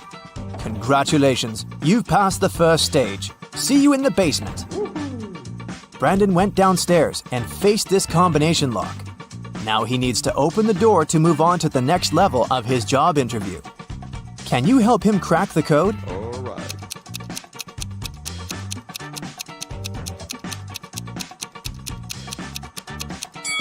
Take a look at the note near the door. It's a hint. The correct password is opinion. Brandon entered a huge office and saw this guy. He said, "Nice to meet you, Brandon. I'm Mr. Green. My wife and I have 6 sons. Each son has 1 sister. Can you count all members of my family?" Brandon nailed it right away. What about you?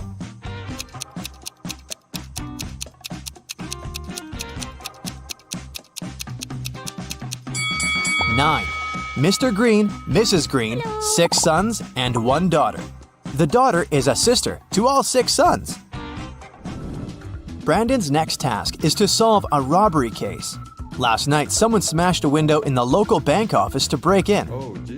The cleaner was inside, so he ran to call for help. He saw that the robbers had taken the money and busted the door open to escape when he got back.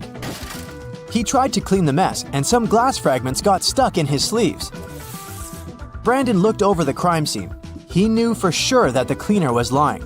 But what exactly gave him away? The window glass, the door, or the cleaner's appearance?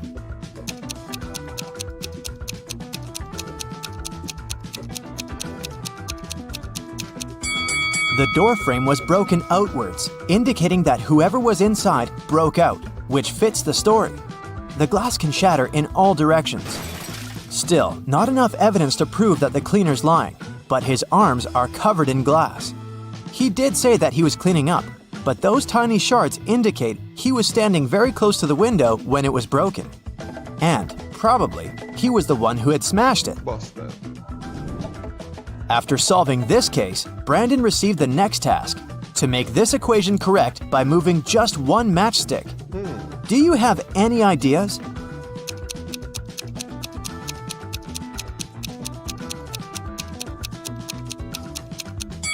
In fact, there are 3 possible answers. Okay, let's see.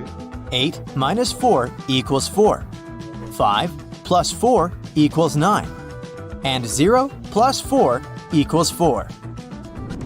Mr. Green offered Brandon to look through some crime scene photos. Brandon asked him, "In which one of these buildings is the new crime scene?" Mr. Green said, "The closest one." All right.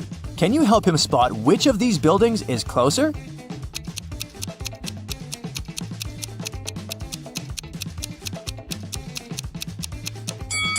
This building has blocked out the pattern of railings on the right-hand building. Therefore, it's closer. And if you look very attentively, you can also see the satellite dish obscuring the other building. To accomplish the next task, Brandon needs a laptop. Can you help him enter the correct password? Here's a clue. It's a 5-letter word that includes 2 different vowels and 3 similar consonants. It's so strong that it can spoil your entire work. Can you guess the word?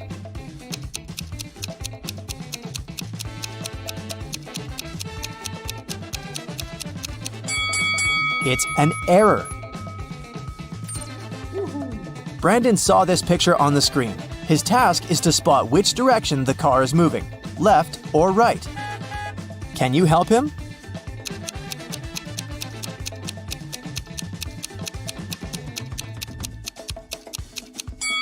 Neither right nor left. The car isn't moving because it doesn't have any wheels.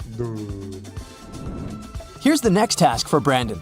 Mr. Green bought a phone for $100. Then he sold it to Sam for $125. After a year, he bought it back from Sam for $150. After using it for a month, he sold it back to Sam for $175. Can you calculate if this entire deal was profitable for Mr. Green?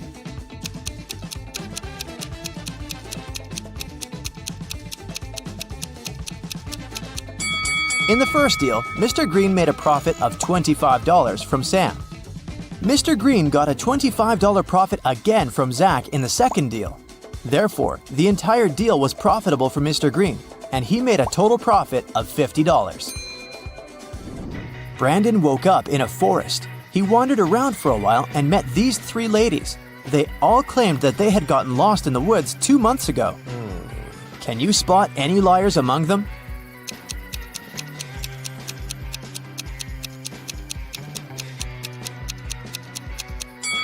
The easiest way to solve this task is to look at their hair. The first lady has long blonde hair with brown roots, which means that she hasn't been to the hairdresser for a while. The third lady has naturally black hair, which has probably been growing out the same way.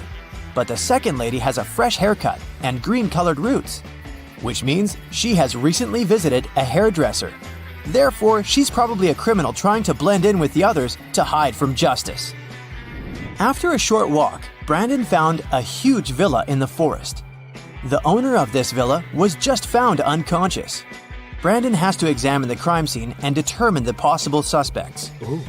3 housekeepers, Mary, Wendy, and Jane, were the only people who were around at the time when the owner felt sick. What? Strangely, they all had red stains on their hands. Mary said, "These stains on my outfit are just red paint. I was painting the benches in the garden." Wendy said, "My stains are from the nail polish." And Jane said that she had spilled grape juice on her uniform. Can you spot any liars?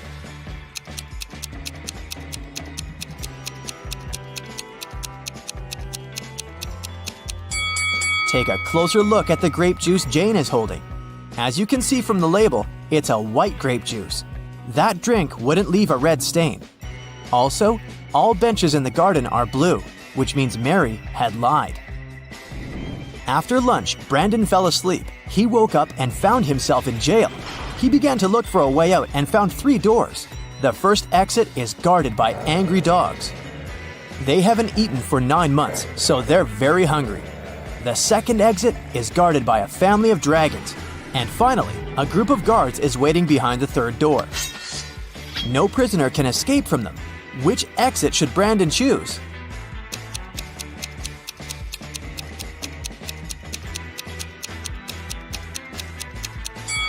He should choose the first way. If the dogs haven't eaten for 9 months, they're probably too weak to stop Brandon from escaping.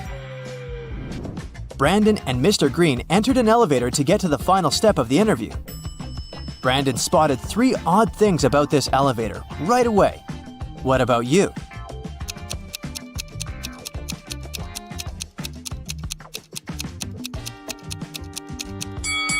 The 8th floor is missing. The mirror reflects Brandon, but it doesn't remember Mr. Green. The sign says that this elevator's weight limit is 0 pounds. Mr. Green took Brandon to his office and showed him his jewelry collection. Mr. Green said, "I have one final puzzle for you. If you solve it, you're hired. When I was your age, I collected white gems in the mountains and brought them home every evening. When I've accumulated enough gems, I decided to sell them. The local jeweler said, I'm ready to buy your gems. How many stones do you have? So I began to calculate. I bought a huge box that contained 3 mini boxes, and 2 of them had another mini box inside. So if the huge box can hold 50 gems, how many blue gems did I sell to the jeweler? Brandon nailed it and got the job. What was his reply?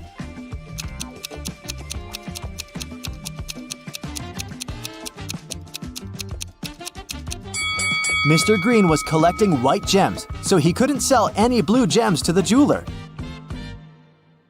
Alright, John is finally at the study door, and Carl would always use buttons to open it.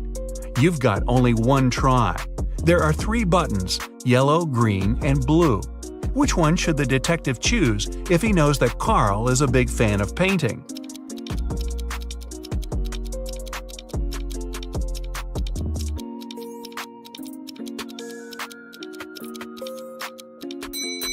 A combination of blue and yellow gives green, so the door opens. Green light for our detective. He finally reaches the safe with top-secret documents that could help him find out the truth. Obviously, just like any other safe, it's locked with a code. It also has a warning. You can enter the code only once. If you hit the wrong code, the safe locks up forever. He's looking around for a hint, and voila! John is right. On the desk, he sees a note. It says "Secret Code" and has a combination of 3 digits, 3, something, and 1. The digit in the middle can't be seen since there's an ink stain right on it. Can you crack the code with 1 attempt only?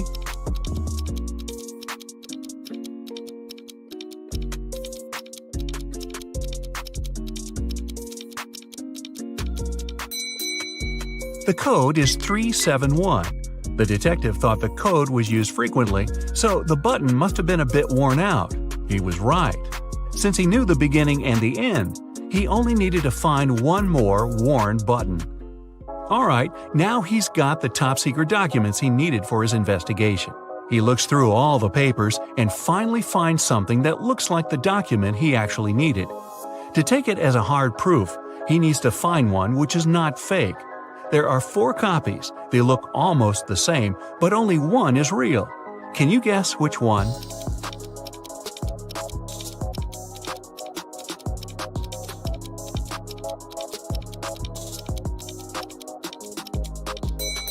It's the one in the upper left corner. It has a stamp, a signature, and it says "Agreement." The one next to it looks the same, but it has a spelling mistake. It says "Agreement." Other copies lack either a stamp or a signature. So the detective takes a closer look at this agreement and sees something about a painting bought in an auction. He suddenly understands that his friend Carl was taken so that someone could sneak into his mansion and grab that super expensive painting. He's looking at the wall with all the paintings Carl collected and realizes that no painting is missing. There are as many nails in the wall as there are paintings. Still, there's something strange about one of them. Can you spot what's wrong here?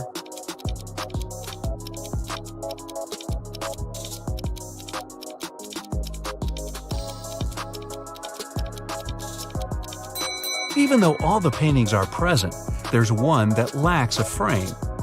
According to the agreement, the painting has been recently bought, and an art dealer helped Carl pick it. The expert was an honest man, and he helped Carl make sure all the other paintings in his collection were real. This time, the painting turned out to be nothing but a copy. Why did the expert suggest that Carl buy it?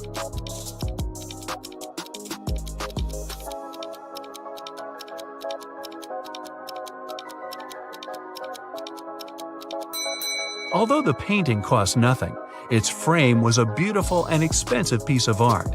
The one who grabbed it definitely knew that. Now it's all clear. John has to find both Carl and the precious frame. He goes outside, trying to deduce where the person who took Carl went. Carl is looking at all the tracks on the ground. He needs to follow one of them to understand where to look for Carl. Where should he go?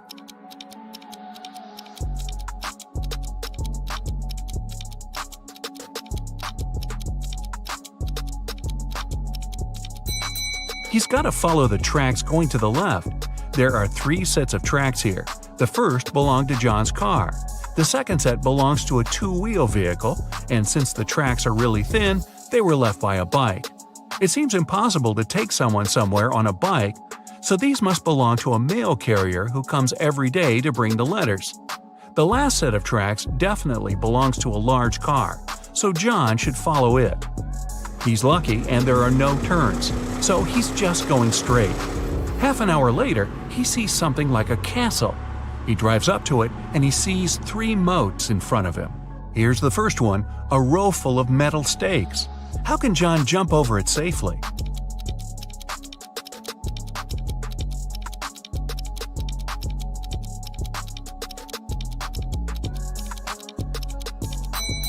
There's a small hot air balloon nearby. John has to untie it and light the lamp to take off. Since the next moat is on fire, John thinks it's unsafe to fly over it because the air balloon doesn't fly high enough and the lamp doesn't have enough oil to go on for long. Still, he managed to cross the moat with fire easily. How did he do it?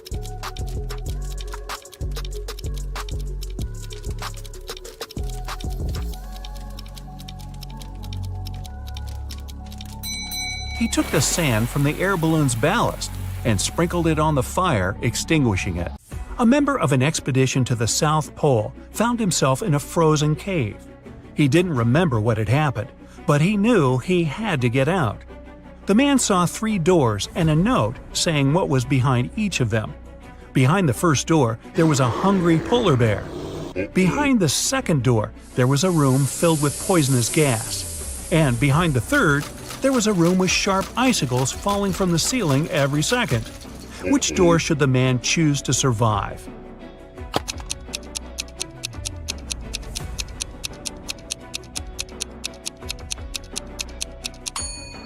He should pick the first door. He's at the South Pole. There are no polar bears there. After classes, Nora stayed at the university. She needed to finish her project. She was sitting in the hallway. Soon, she got hungry. The girl went to grab some food and left all her stuff behind. When Nora returned, she checked her things and called the police. She told them what had happened and reported her wallet stolen. There were 3 other students nearby. All of them were questioned. Kennedy said she had been texting her friends. Ethan said, "I did sit close to Nora for a while, but I didn't see or touch her wallet." Gabriella said she had been in the classroom and just walked out a couple minutes before. The detective listened to them and left without arresting anyone. Why?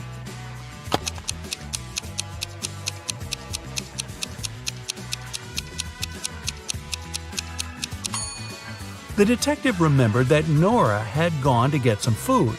It means the wallet was with her and couldn't be stolen. The girl lied.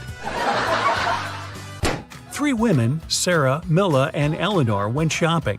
2 of them are pregnant, and 1 is a professional watermelon thief. Yeah, I know, but just humor me. Can you tell which one stole the watermelon?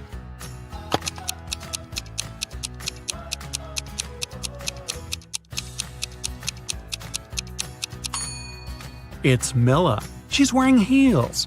It's not the kind of shoes pregnant women would wear. Aurora was spending her summer in the countryside. She often took long walks in the forest alone. One day, she saw a huge mansion. It was obvious no one lived there, so she entered the house. It was dusty inside, but still beautiful. Aurora took some pictures and left the place. When the girl came back home, she looked through her photos. She wanted to pick the best ones to post on her social media, but then she saw one of the photos and screamed. Take a careful look at this photo. Can you see what scared her so much?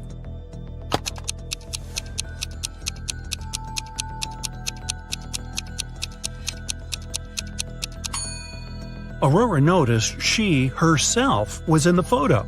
But it's impossible. She was alone in the house. Stella and Adeline were sisters. Their grandmother once presented Adeline a bracelet. But both girls loved this piece of jewelry very much. So sometimes Stella snuck into her sister's room and borrowed the bracelet. One day, Adeline came home and noticed the bracelet was gone. She knocked on her sister's door. Stella opened the door, realized it was her sister, and shut it again. In a couple of minutes, Adeline managed to break into the room. She started searching for the bracelet. Stella told her that this time she hadn't taken Adeline's jewelry. Adeline didn't find anything and had to leave.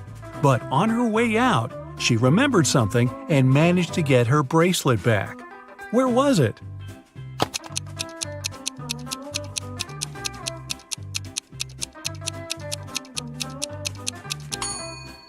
When Stella opened the door, she had her hair down. But later, she already had her hair tied up. In those few minutes, she made a bun and hid the bracelet in her hair. On a rainy summer night, Mrs. Miller came home after work. Her neighbor, Mrs. Smith, visited her. The women wanted to have some tea together. Mrs. Smith said her daughter was at a party. She met one of Mrs. Miller's triplet sons there. Mrs. Miller asked which one it was, but her friend didn't know. Her daughter could never tell the guys apart. The problem was all three of them were grounded and weren't allowed to go out until the next week. Mrs. Miller wanted to find out who had broken the rules. She called the boys and asked how they'd spent the day. Ian, the artist, said, "In the evening, I was outside drawing." Ryan, the musician, said, "I spent all day inside writing a new song." Luke, who likes sports, said, "I did a workout and spent the rest of the day reading." Mrs. Miller understood which of her sons was lying and grounded him for another month. Who's the liar, and how did she know?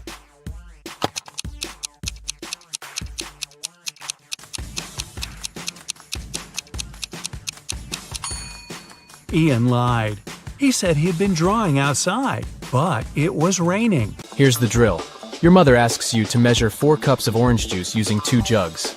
The thing is, you have a 20-cup jug and a 36-cup jug. How can you do it?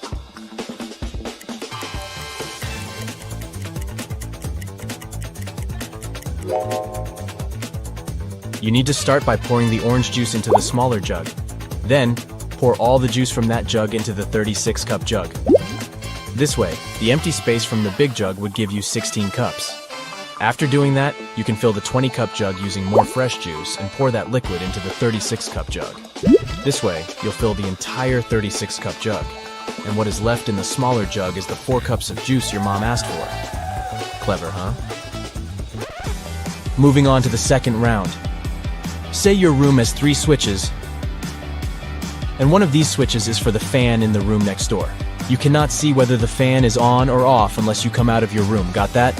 Okay, so I need you to figure out what's the minimum amount of times you need to go inside the room next door to identify the correct switch that turns on the fan.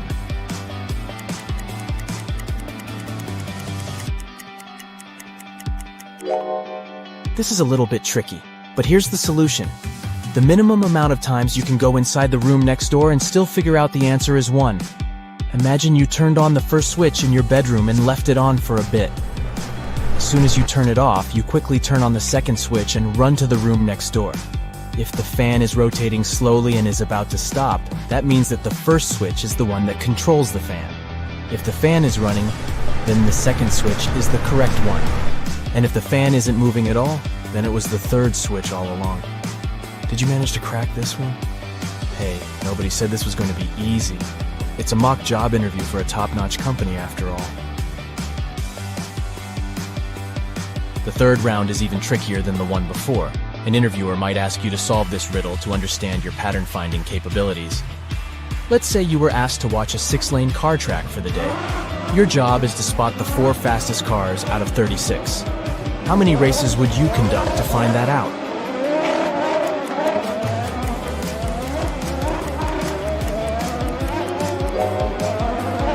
Here's what you could do. Conduct 6 different car races, grouping 6 cars per race.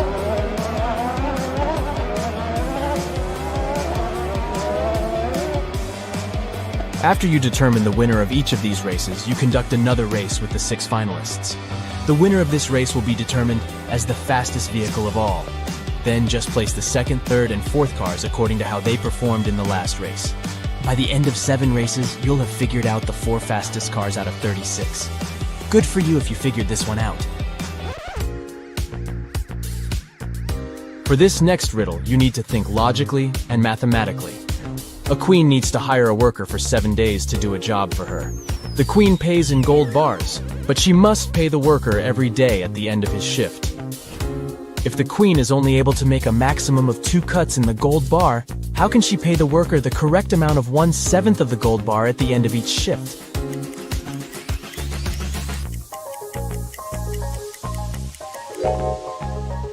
Let's see how this can work out. The queen makes 2 cuts in the bar, dividing it into 3 pieces. The first piece is 1/7 of the bar, the second piece is 2/7 of the bar, and the third one is 4/7 of the bar. After the first day of work, the queen gives the worker 1/7 of the bar as payment. On the next day, she gives him 2/7 of the bar, and asks for the 1/7 piece in return. At the end of the third day, she gives the worker the smallest piece again. This way, he has a total of 3/7 of the gold bar on his hands. Then, after the fourth day, the queen takes away the first 2 pieces and gives the man 4/7 of the bar. At the end of day 5, she gives the worker 1/7 of the bar again. And at the end of day 6, she gives the worker 2/7 of the bar and gets the 1/7 piece back. On day 7, she pays him with the final 1/7 piece, and the deal is completed. Ready for the last round of the first level? If you've answered everything correctly so far, I dare to say you are a part of a very special group of people. Good luck with this next one. It will determine whether you'll move on to the second level. 2 buses are driving toward each other at a speed of 40 miles per hour. They're separated by a distance of 40 miles. A bird is flying to and fro, landing on bus 1 and then on bus 2 at a speed of 50 miles per hour. By the time the buses come across each other, how many miles will the little bird have flown?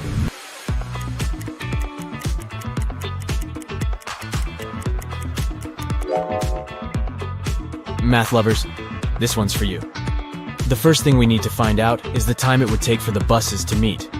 To find that out, we should divide the distance between the buses by the combined speed of both vehicles.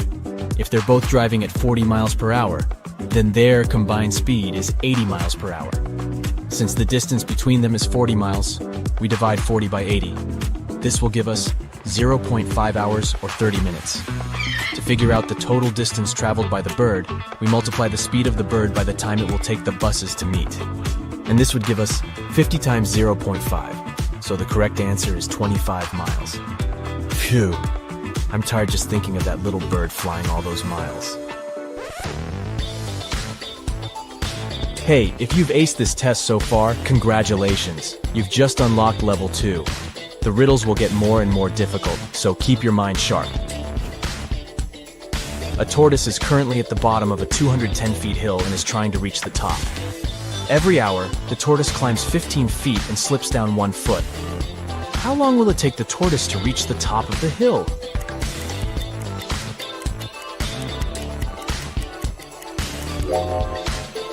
Here's the thinking behind this riddle.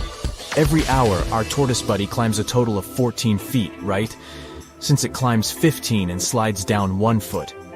According to this, it will take the tortoise 15 hours to get to the top of that cliff, since 15 multiplied by 14 equals 210. This wasn't too bad, huh? Questions such as these ones allow interviewers to test your problem-solving abilities regarding numbers. You know, if you want to work at a space company, you should probably be very, and I mean very, good with numbers. This next riddle is one of Elon Musk's personal favorites. It's short, yet complicated. If anyone here dreams of becoming an employee at SpaceX, you better get this one right. Imagine you're standing on the surface of Earth. You walk 1 mile south, 1 mile west, and 1 mile north. You end up exactly where you started. Where are you?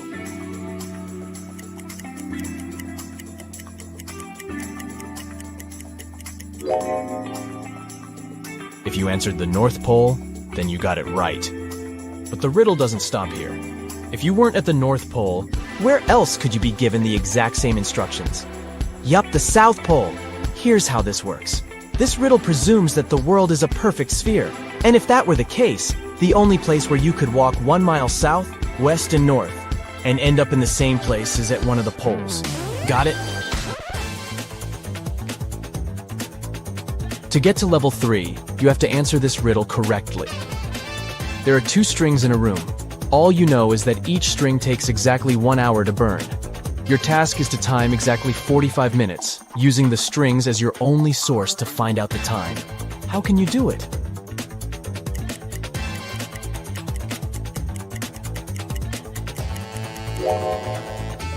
Here's how it goes. You should light both ends of the first string and one end of the second string. In 30 minutes, the first string would have burnt completely because it's burning twice as fast with both ends on fire. Then, you should light the second end of the second string. The second string would still have 30 minutes left to burn, but by lighting its other end, the rope will burn twice as fast, aka in 15 minutes. Voila!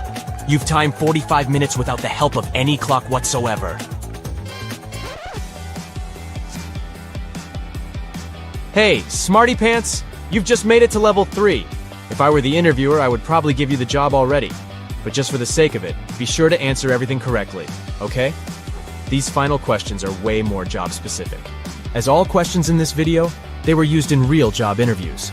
So we're basically training you to ace your interviews. For example, if you were applying for a position at JP Morgan, this is the type of question you would have to answer. How many streetlights are there in New York City? Can you figure out the number before the time runs out?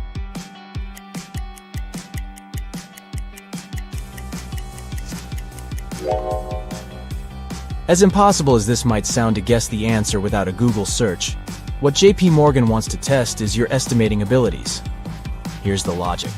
New York City boroughs have an ordered urban grid, so your first task would be to estimate the number of horizontal and vertical blocks in each borough. Then, estimate the number of streetlights each block may have. Multiply that number by 5 since New York City is made out of 5 boroughs. And then you'll have your number. If it's somewhere close to 300,000, then you got it right. If you were applying for a position at a healthcare company, you'd be faced with this fruity riddle. An apple costs 40 cents, a banana costs 60 cents, and a grapefruit costs 80 cents. How much does a pear cost?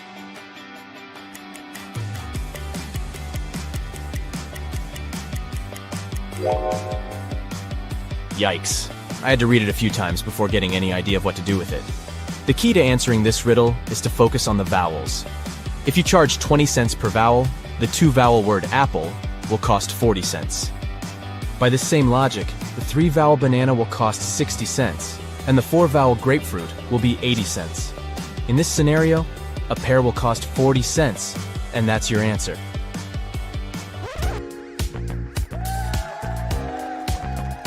You've made it to the end of this test. Check your armpits. If you're sweating, that probably means you've done a very good job. To finish off, here's an interesting question a tech company asks their interviewees.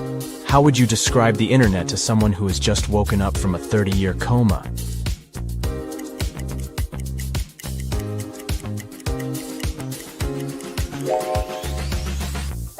Different from all the other questions, this one has no right or wrong answer.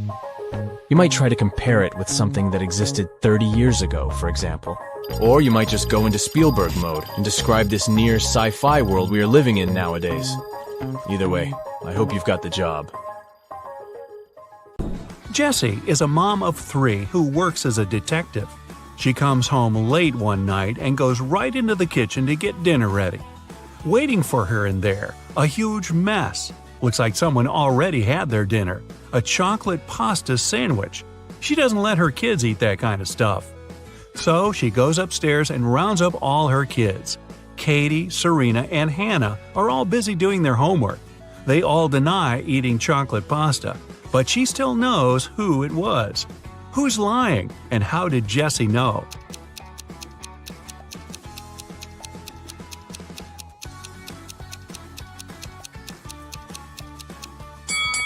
Back in the kitchen, the knife's on the right-hand side of the chocolate pasta. That means the person who made the sandwich is left-handed. She has only one left-handed kid, and that's Hannah. You get lost in the forest, and you end up wandering around the whole day. Finally, at sunset, you come across a small and spooky house. Looks like a witch lives there. You have no other choice, so you go in and ask her to show you the way out of this crazy forest. The witch agrees, but on one condition: you have to play a game. If you answer correctly, she lets you go.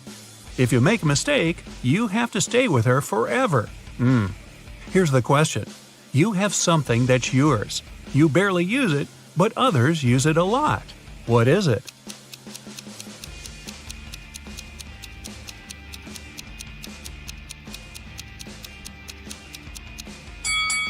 It's your name. You're abroad, enjoying the sun and a much-needed vacation.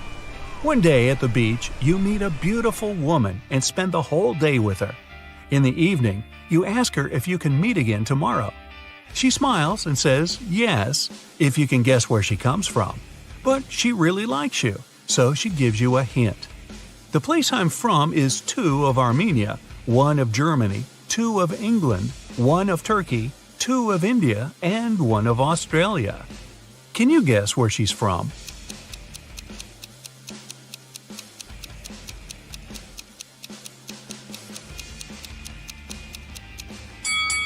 Two of Armenia means you have to take the first 2 letters of the name Armenia, A-R. The rest are the same. 1 of Germany is G, 2 of England is E-N, 1 of Turkey is T, I-N from India, and A from Australia. Together, they make Argentina. That was a lot of work. She better be worth it. You're wandering in a different forest and you come across a picnic. They're all witches. You try to hide before they notice you, but uh-oh. What do they want? Actually, they're pretty chill. They just need a little help. There are 8 of them, and one of them celebrating her 999th birthday. They've got a birthday cake, but there's a problem. And no, it's not that there's too many candles and too little cake. Their magic knife can only make 3 cuts, and they can't figure out how to cut the cake into 8 pieces. Can you figure it out?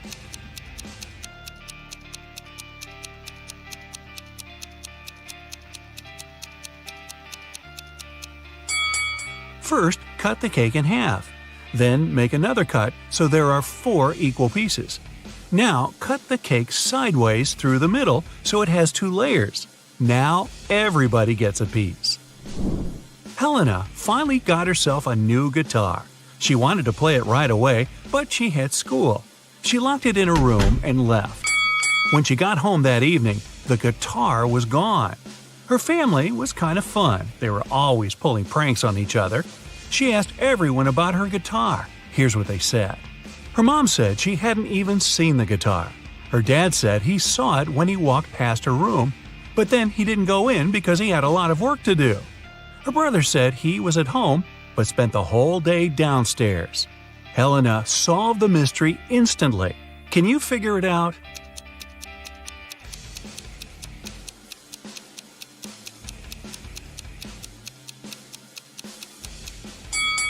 Her dad's lying. He said he saw the guitar while walking past her room, but that would be impossible. She locked the door on her way out.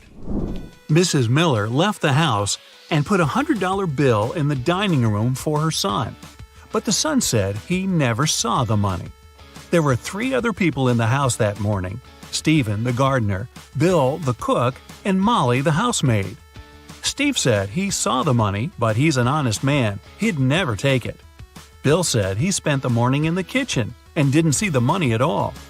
Molly said she had to open the kitchen window but didn't want the bill to fly away. So she put it in this book between pages 35 and 36. Can you tell who's lying?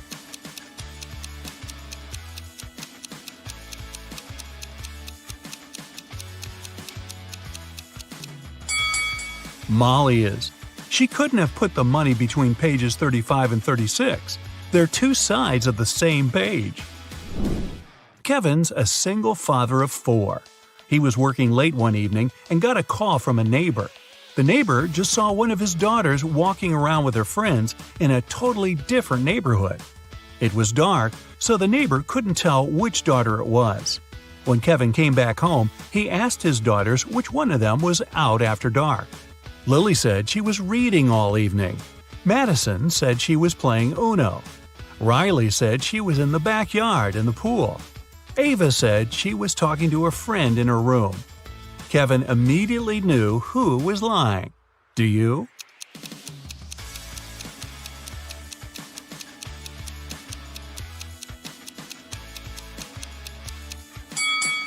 It was Madison. She couldn't have been playing Uno by herself. She's hiding something. Sam was walking in the mountains. He met a beautiful girl and spent the whole day with her. In the evening, he realized he didn't even know her name. He asked if he could take her out the next day. The girl agreed, but only if he guessed her name. Sam was upset, but luckily, the girl liked him too. She wrote something on a piece of paper. It was a hint. Can you figure out her name?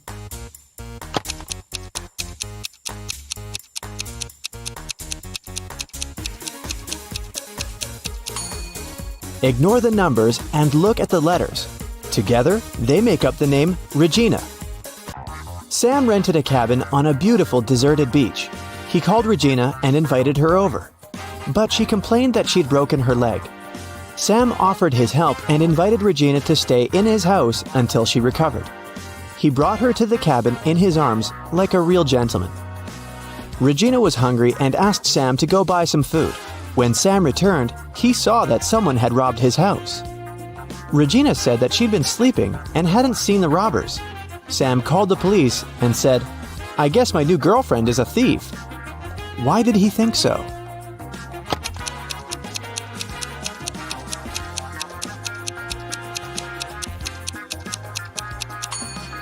Take a look at the cast.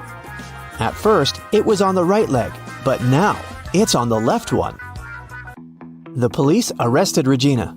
They also detained 3 suspicious men. Jake said that he'd been walking with his dog nearby.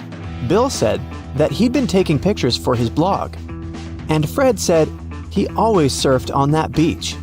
Can you guess which of them is Regina's accomplice in the robbery?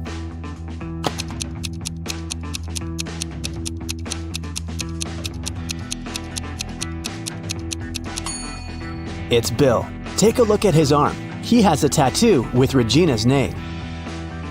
The next evening, prison guards intercepted a letter from Regina to Bill, but it was encrypted, and the ink was going to become invisible in 10 seconds.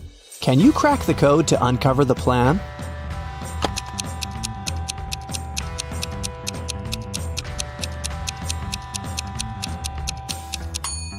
It says, "Escape tonight."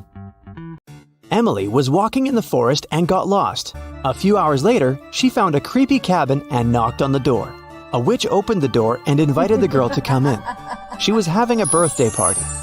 The witch locked the door and told Emily, "I will let you go if you help me to divide these 3 chocolate bars among my 5 friends equally." How can Emily fulfill this task and escape?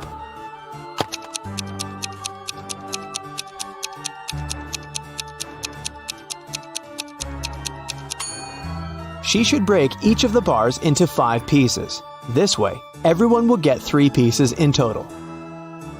Emily is jumping with a parachute. She has to land right now. There are 4 landing spots, a rainforest full of crocodiles and other animals, a deep well she shouldn't be able to climb out of, an erupting volcano, and a hot desert with no water. What should the girl choose?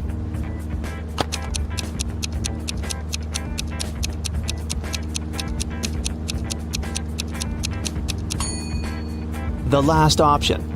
Look at the picture attentively. There's a city nearby. Emily met Sam online. They liked each other and agreed to meet in real life. Sam said he would be wearing a blue hat. When Emily arrived at the coffee shop, she noticed 3 guys wearing blue hats. They were standing facing away from her, so she couldn't see their faces. Can you help Emily figure out which one is Sam?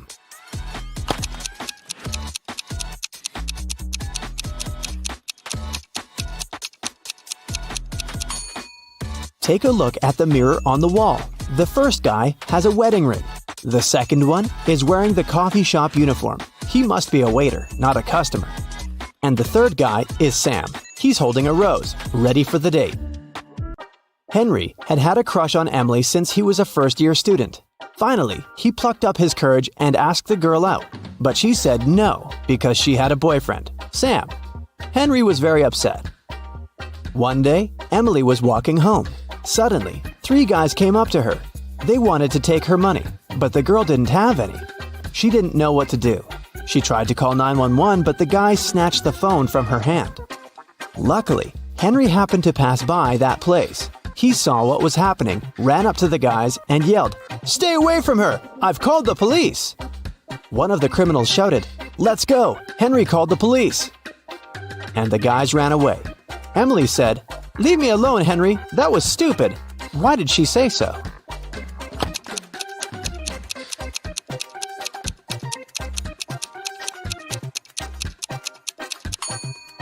The girl realized it had been a setup. Otherwise, how would the guys know Henry's name? Sam wanted to give Emily a perfect gift for New Year's, but he absolutely had no idea what to get her. He decided to check out what she saved in her shopping cart on her laptop. When Emily went to take a shower, Sam sneaked into her room and turned on the computer. It required a password, but Sam didn't know it. Luckily, there was a note lying next to the laptop saying 7337. Sam tried it, but it didn't work. What's the password?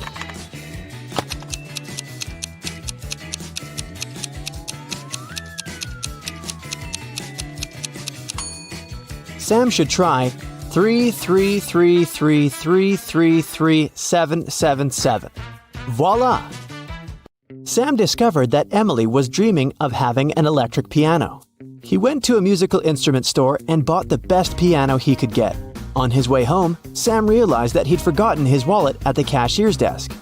He returned, but the wallet wasn't there. The police arrived quickly and questioned 3 witnesses. The cashier said that she hadn't seen the wallet. Mike said that he'd come up to the cashier to ask about violins, but he didn't see any wallets. And Diana said that she'd been talking on the phone with her husband.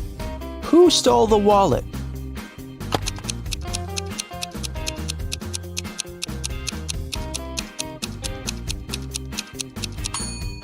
It was Mike. No one specified where Sam had left his wallet. Mike knew it because he had taken it. Mark, Sam's uncle, put a $100 bill inside his desk drawer and left for work. When he came back, the money was gone. He questioned 3 people. His wife said, "I put the bill under the book on the desk." The gardener said, "I put it inside the book between pages 1 and 2. The cleaner said, "I saw the bill sticking out of the book. I was afraid it'd get lost and moved it between page 2 and page 3. Mark asked Sam to help him figure out who the thief was. After a while, the guy cracked the case. Do you know who stole the money?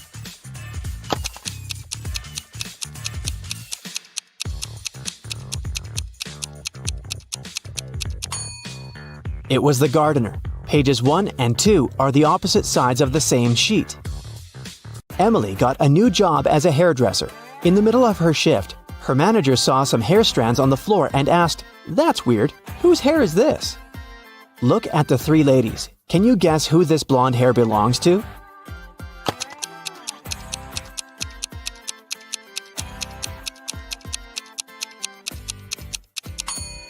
This dark-haired lady has natural gray hair, which means that the hair can't be hers.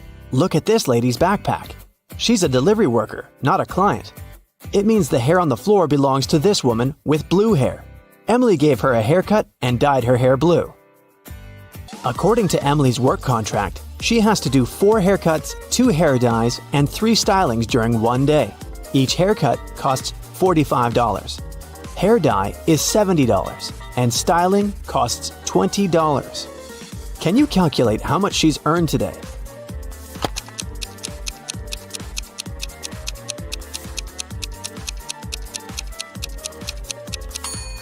The girl has earned nothing. Look at the sign on the door. They're closed on Sunday. How can we make sure that today is Sunday? Look at the TV on the wall. It shows the time and the day of the week. Sam invited Emily to a fancy party. They arrived at a restaurant that was full of celebrities. There, they met Emily's favorite actress, Diana. After a while, Diana fainted in the middle of the dance floor. Someone had poisoned her. Emily wanted to help and decided to find the criminal. She questioned 3 suspects. Diana's friend Bill said, "I've known Diana for ages. I would never hurt her." Diana's best friend said, "I was fixing my makeup in the ladies' room when she got sick." and Diana's husband said that she had left him to get some drinks. He stayed at the table and didn't see anything. Emily knew for sure that one of these people was lying. Can you guess who it was?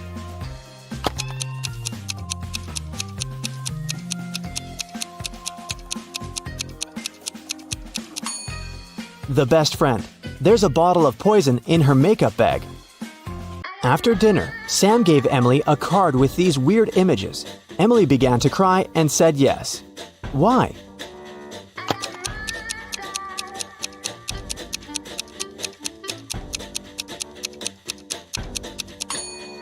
It's a rebus. It says, "Will you marry me?" Emily and Sam invited several friends to celebrate their engagement. Emily decided to prank the guests. She put a stick in a packet of hot sauce, and then she placed the whole thing inside of a cup. She served the drinks and turned her camera on to film the unlucky guest's funny reaction. Can you spot which cup is the dangerous one?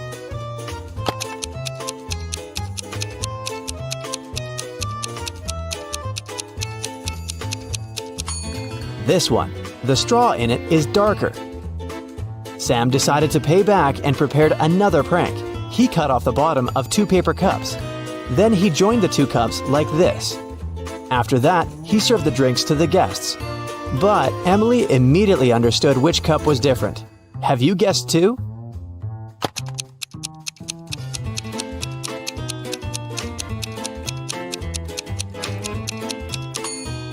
This one. It's a little taller than a regular cup. One of Emily and Sam's friends, Josh, made a good investment and earned $1 billion. He wanted to give the guys a generous wedding gift. But first, he decided to ask them to solve a tricky riddle. If they managed to crack it, they'd get their dream house. Look at these 4 groups of pencils. The task is to rearrange them in groups of 1, 2, 3, and 4 with one single move. Can you help Emily and Sam?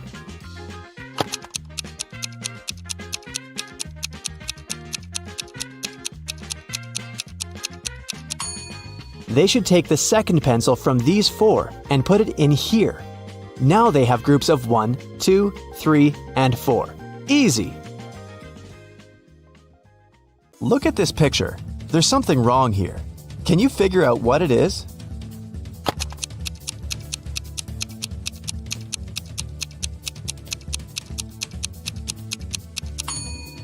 Most wristwatches are made with the crown on the right side. Detective Harris has come to investigate a new case. A car crashed into a restaurant window, smashing it. There are 2 suspects, Julie and Douglas, but each of them claims it's the other person who did it. Can you figure out who's lying?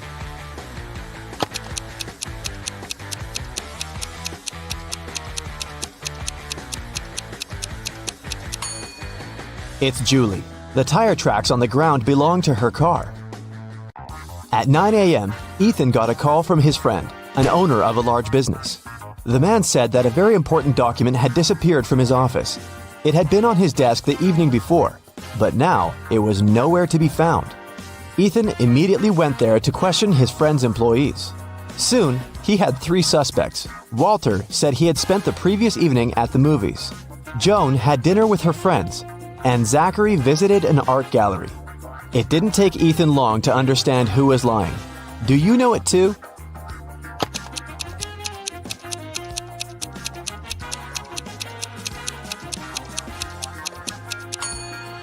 It was Walter.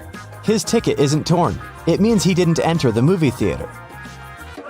Look at these prehistoric people. Who is from the future?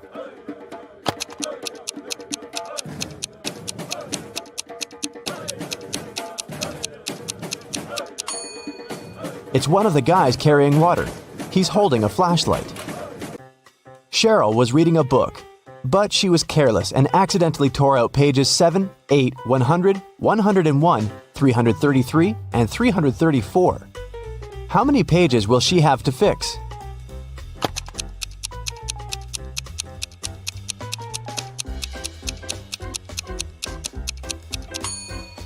Just 4. 7 and 8, as well as 333 and 334, are different sides of one page. Olivia called the police. She told them someone had broken into her house, tied her up, and taken all her money and valuables. When the officers arrived, the entrance door was open, and Olivia was indeed tied to a chair. And still, the detectives didn't believe her story. Why?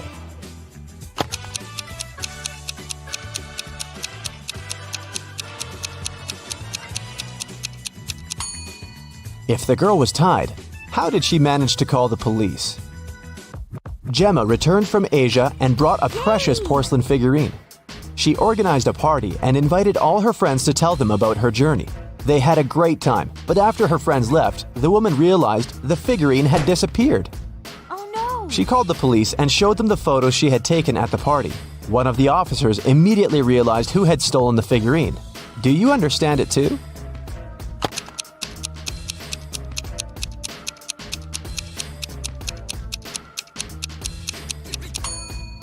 It was Emma. She hid the figurine under her hat. Look at these 4 matchstick patterns. Which one is different from the rest?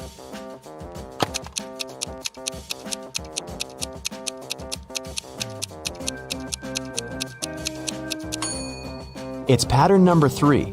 In all others, you can find 2 rectangles, but this one forms just one. One scientist needed volunteers for his experiments, and 2 friends, William and Oliver, needed money. And since the scientists promised the experiments were going to be harmless, they agreed to participate. But in reality, the scientist planned to test the volunteers' reaction to different poisons.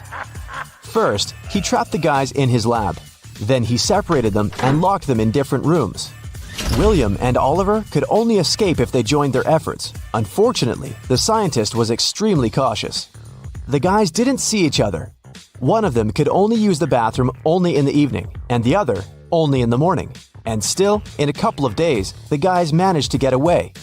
How did they do it?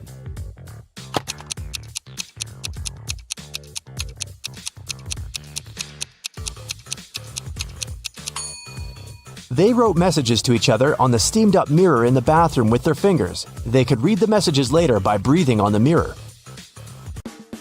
I shave, cut, and wash several times a day, but I still have more hair than you can imagine. Who am I?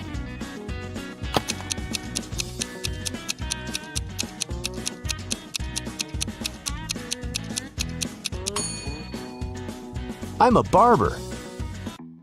Adam was driving home late at night when he noticed he was about to run out of gas. He stopped at a gas station to fill his gas tank and buy some snacks. Inside, there was a cashier and one more customer dressed in black. When Adam came up to the employee to pay, she told him $5.05. Adam paid, went outside, and called the police to report an emergency. Why did he do it?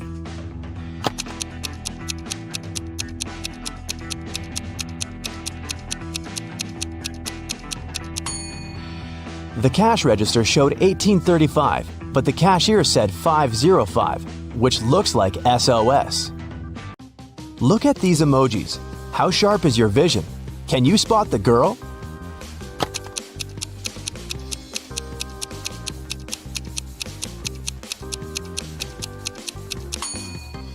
Right you are. Here she is, on the left. Can you find all 6 Ys in this picture?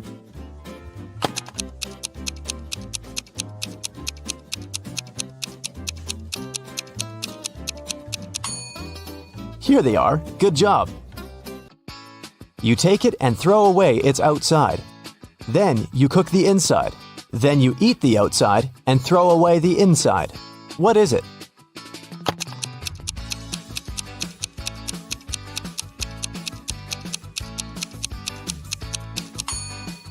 You've just eaten corn on the cob.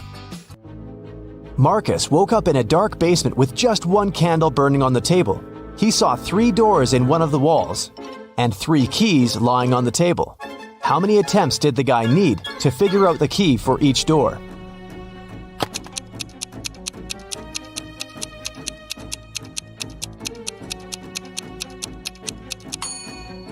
He needed 6 attempts at the most.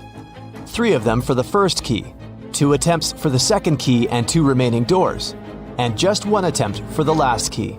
But if Marcus is extremely lucky, he might just need 3 attempts. Look at these words. One of them is odd. Can you figure out which one? First, second, third, fourth, fifth, 6th, 7th, 8th, 9, 10, 11, 12, 13, 14, 15, 16.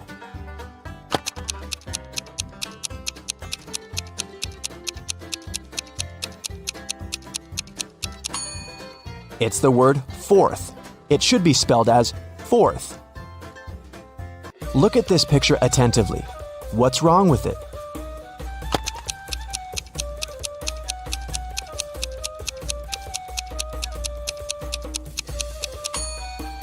There are no shadows here. Larry's mother asked the guy to do some grocery shopping. She gave him a shopping list and her bank card. But the woman knew her son was very absent-minded. That's why she gave Larry a small note in case he forgot the card's PIN number. When the guy was at the register, he realized he had indeed forgotten the PIN. Larry pulled the note out of his pocket and immediately remembered the PIN. Can you figure out what it was if the note had a fly, a cat, a person, and a snake drawn on it?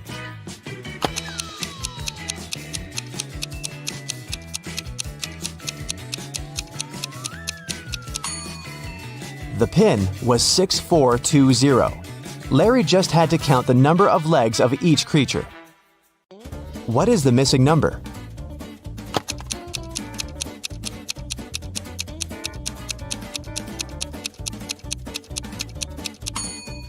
It's 78.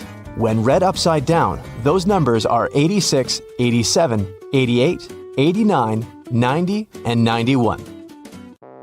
When someone robbed a bank in a small town on a snowy Monday, the police have 4 suspects. But all these people claim they've been at home all day long. Look at their homes and try to figure out who's lying.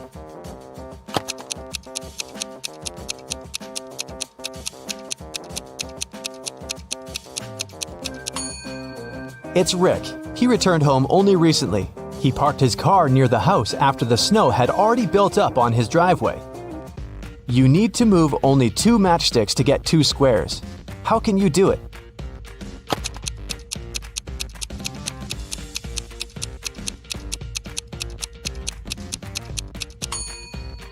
That's how you can get 2 squares. Which of these clocks is the odd one out?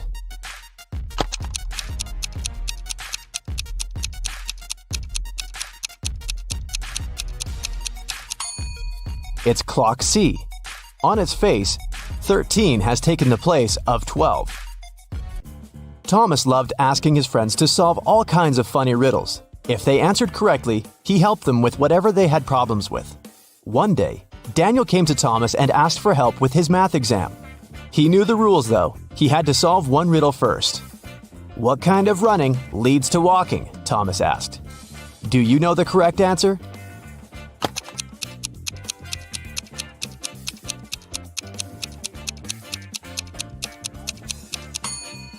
Daniel said, "Running out of gas." And he was right.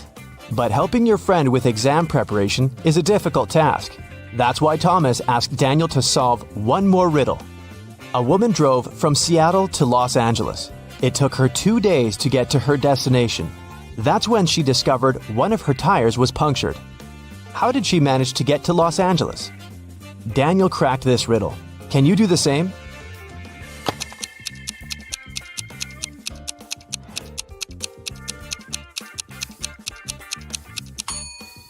The punctured tire was the spare one. Detective Parkson was working on a tricky case. One day, he vanished. His colleagues found an encrypted note on his desk. The officers knew Parkson had 3 suspects: Milana, Susan, and Emily. Who had some information about the detective's disappearance?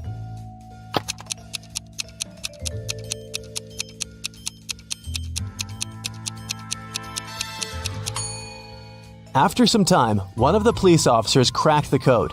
D plus 1 equals E. L plus 1 equals M, and so on. It was Emily who knew where the detective was. Aaron's enemies kept the guy in a tower that was 150 feet high. Aaron's friends managed to have a pair of scissors and a rope delivered to the man. Unfortunately, the rope was just 75 feet long. And still, Aaron managed to escape. It's known for sure that he cut the rope in the middle. But then what?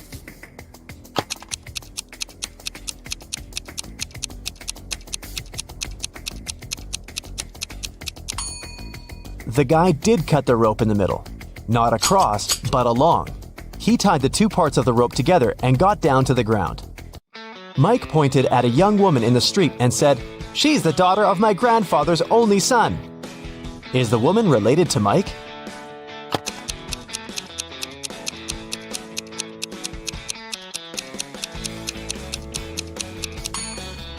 She's his sister. Detective Jackson was walking along the street when he heard some noise. He ran to see what had happened. It turned out that some man had grabbed an elderly lady's bag and sprinted away. The detective ran in the direction witnesses showed him. After he turned the corner, he saw 3 doors. He knocked on the first one. The apartment owner, Patrick, opened the door. The man told the detective he'd just returned from a long run. Another man, Jerry, opened the door. He said he'd been playing basketball behind the house. The third apartment belonged to Raymond, a musician. He had just finished composing a new piece of music. After talking to all these people, Detective Jackson understood who the thief was. Do you know it too?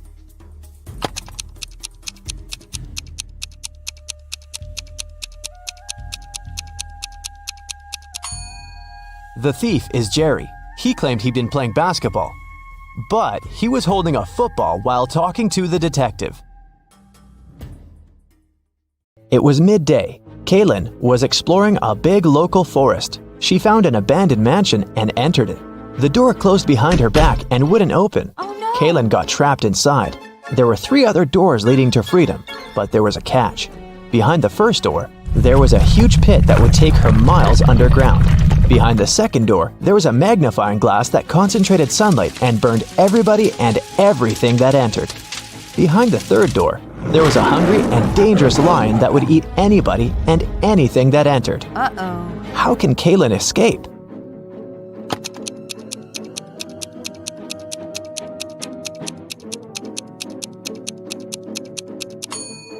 Kaylin should wait until sunset. When the sun goes down, the second door with the magnifying glass won't be dangerous anymore. Amelia, Belle, Chloe, and Della are identical quadruplets who always prank people. One day, one of the girls' teachers had to let Amelia leave the class early. She had a doctor's appointment, but the woman wasn't sure which girl was Amelia. The quadruplets had decided to help her. Here is what they said. Amelia is one of the girls standing in the middle. No, Amelia is one of the girls standing on the sides. I'm Amelia. I'm not Amelia. 3 girls lied and 1 told the truth. Who is Amelia?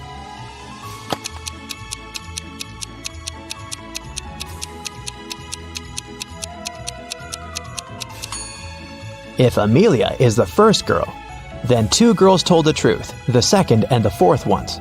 If Amelia is the second girl, then the first and the fourth girls told the truth. If Amelia is the third girl, then the first and the third ones told the truth. But if Amelia is the fourth girl, then only the second girl told the truth. So, Amelia must be the fourth girl. Esme was having a walk in the forest and got lost. She found a witch's house, petted her black cat, and asked the witch to send her home. The witch wanted to play a game.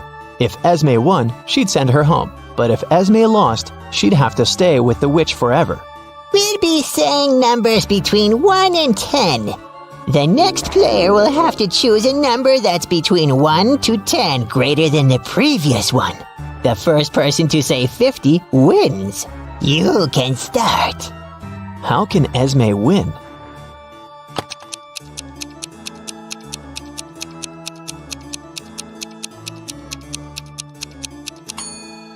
If she wants to say 50, she needs the witch to say a number between 40 and 49. So, before 50, she has to say 39. If she wants to say 39, the witch has to say a number between 29 and 38. So, Esme has to say 28, and before that, 17, and before that, 6. So Esme must start with 6 and then say 17, 28, 39, and 50. Cassidy woke up in a dungeon and couldn't remember what happened to her. She needed to get out, but the door was locked and required a password. Can you guess what the password is?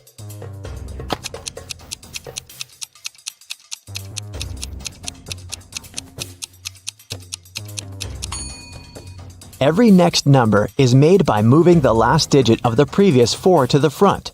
So, the password must be 4728. Mrs. Davies is an elderly lady telling a story of her life. After I lived 1/4 of my life, I got my first car. I married 1/12 of my life later. 1/6 of my life later, I started a business. 1/4 of my life later, I got my first granddaughter. She just turned 18. How old is Mrs. Davies?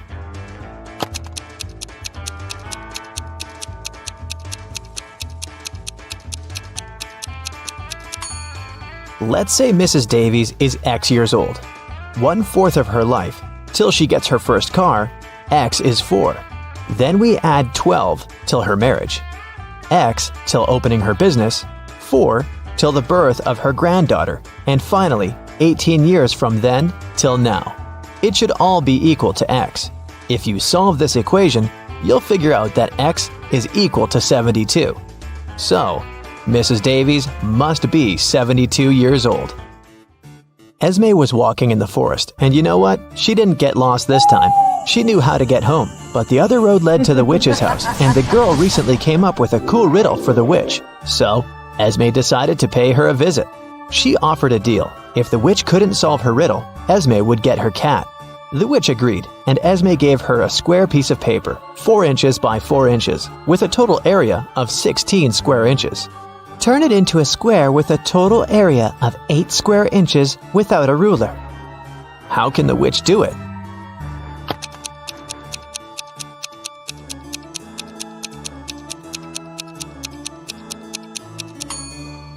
The witch should fold the 4 corners of the square towards the middle. This way, she'll get a square that is exactly twice as small as the original one.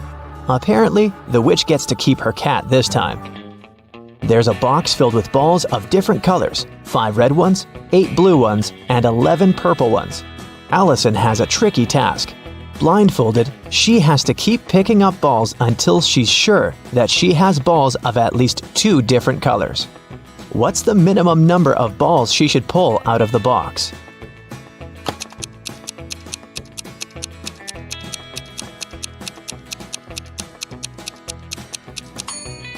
In the worst-case scenario, Allison will be picking up balls of the same color until there are no more of them left in the box. The majority of balls are purple, so if she picks up a purple ball every single time, it'll be 11 balls. And only after that will she get a ball of a different color. So, she should pick up 12 balls. During the math class, Mrs. Stevens had a task for the students. They had to say, what was 3 plus 3 times 3? 2 people raised their hands, and she asked both. Toby said that the answer was 18. Cassidy disagreed and said that the answer was 12. Who is right?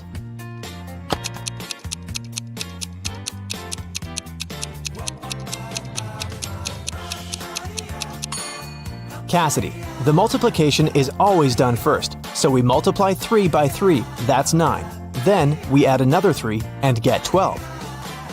It takes Genevieve 12 seconds to cut 1 loaf of bread into 5 pieces. How much time does she need to cut the same loaf into 6 pieces?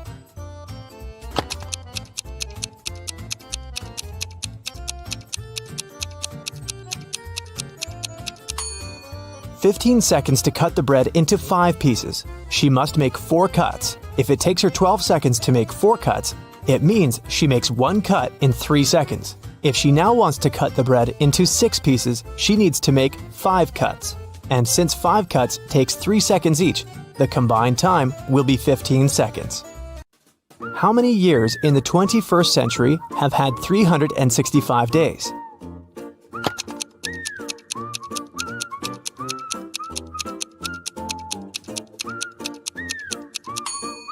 Some of the years did have 366 days, and still, all of the years have had 365.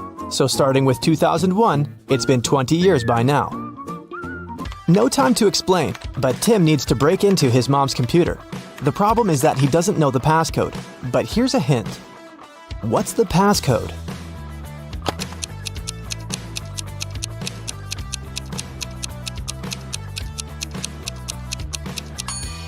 Each consonant in the word equals 200 points, and each vowel takes away 100 points. In the word kiwi, there are 2 consonants that make 400 points. 2 vowels take away 200 points, so the passcode is 200. Lucas and Liam went for a walk. They found a cool tree and decided to climb up to the top of it. Who is less smart?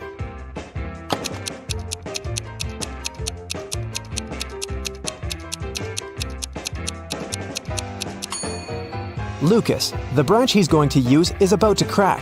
He's in for a nasty fall.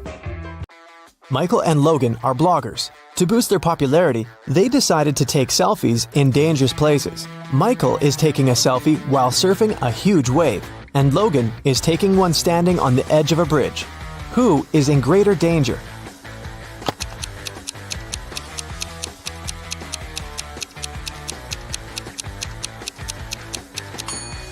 Michael. Logan at least has some people around. They'll notice if something happens and call the emergency services. Michael is alone. Thomas and Abigail were going on a date. Thomas arrived half an hour earlier and decided to go and buy some flowers. Abigail had just returned from London and was driving to meet the guy. Who is doing something wrong?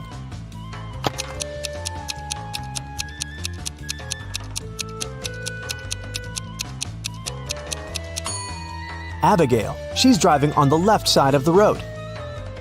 Elizabeth and Melanie are getting ready for a barbecue party in the garden. Elizabeth is cooking and Melanie is decorating the garden.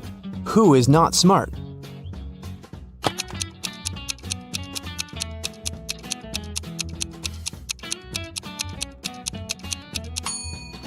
Elizabeth. While she's cooking, the meat is going bad in the sun.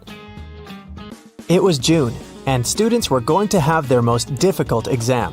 Each of them was assigned to a particular seat, but a professor was paying special attention to one of the students. He supposed they were going to cheat. Who was his suspect and why?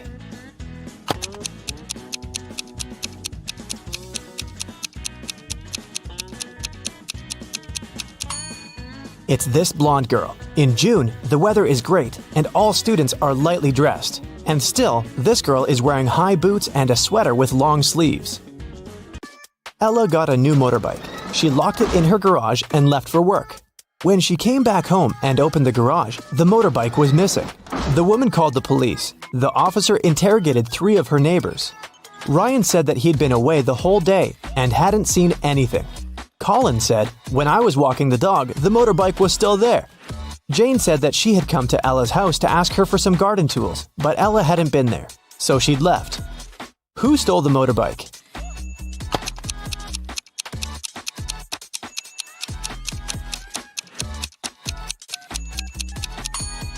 It was Colin. He said he'd seen the motorbike in the garage, but the door was closed, so he couldn't possibly spot the bike. Look at the sequence of letters. What should be the next one?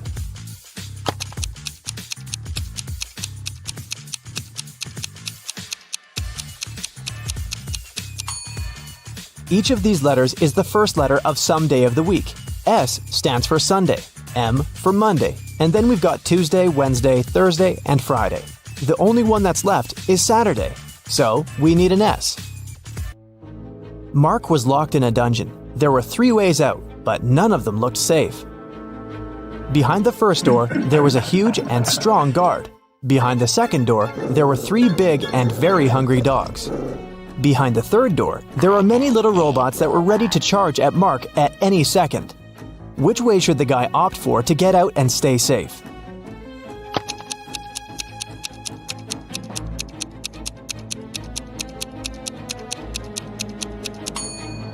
I'd say the third one. Although there are angry little robots, they're still super small and probably can't cause much harm. Emily woke up in a weird place she'd never been before. She looked around and saw 3 ways out. But there was a catch. Behind the first door, there was an iron block with a motion sensor that would crush everyone who entered the room. Behind the second door, there was an electric shock device that never missed. Behind the third door, there was broken glass all over the floor. Which way should Emily choose?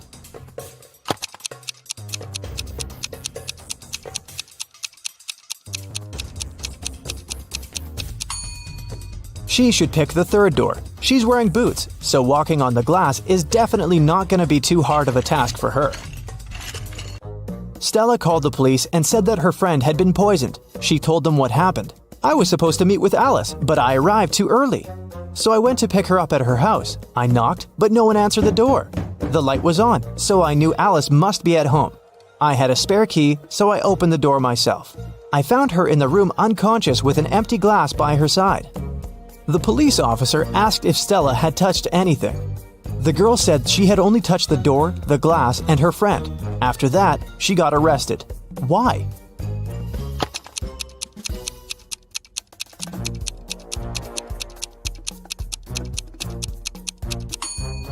She said the lights had been on, but she didn't say anything about touching the light switch. But when the police entered the house, the lights were off. Mrs. Donnell reported that she'd been robbed. She said, "I was in the restaurant's bathroom fixing my makeup when someone approached me from behind and hit me on the head. I didn't see what this person looked like." The police sent the woman home and refused to fill the report. Why?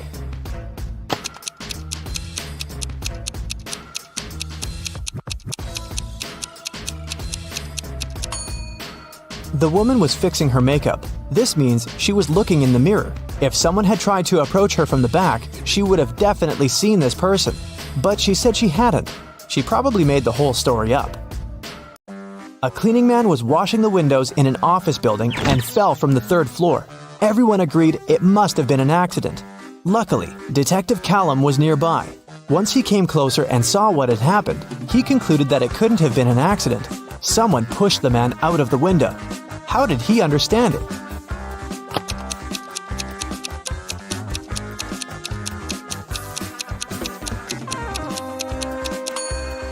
Look, the window the guy fell out of is now closed. If it had been just an accident, the window would still remain open. Sophia and Brooke went camping in the forest. Who is less smart?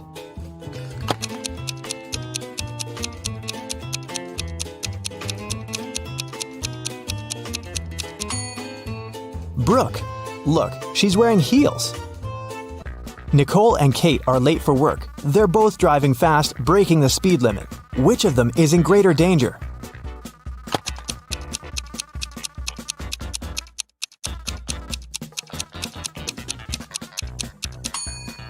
Kate.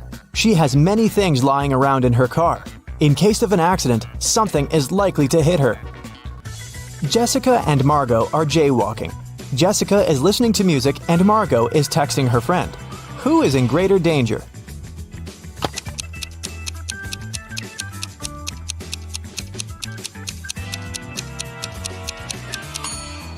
Jessica. Although they're both breaking the rules, Margot is doing it in a place where she can be easily noticed by drivers, and Jessica is jaywalking right where the road takes a turn.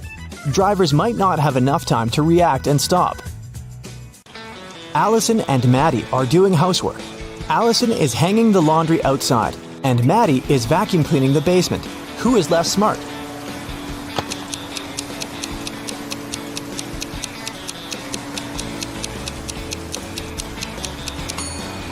Allison.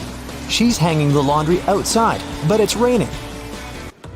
After Theodore was shipwrecked, he found himself on a deserted island. Luckily, he still had his pills.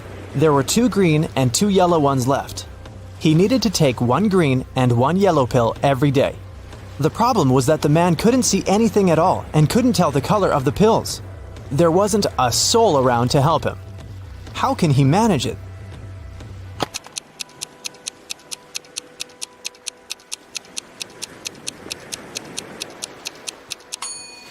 Theodore should break each of the 4 pills into half and eat half of each of the 4. This way, he'll eat exactly 1 green and 1 yellow pill. Camilla and Vivian are sisters. For her birthday, Vivian got a beautiful bracelet. Camilla liked it too and occasionally borrowed it. One day, Vivian noticed that the bracelet was gone again. She knocked on her sister's door. Camilla opened it, saw Vivian, shut the door again, and locked it. Half a minute later, Vivian broke into the room and started searching for the bracelet, but she didn't find anything. Then she realized where the accessory was. Have you figured it out?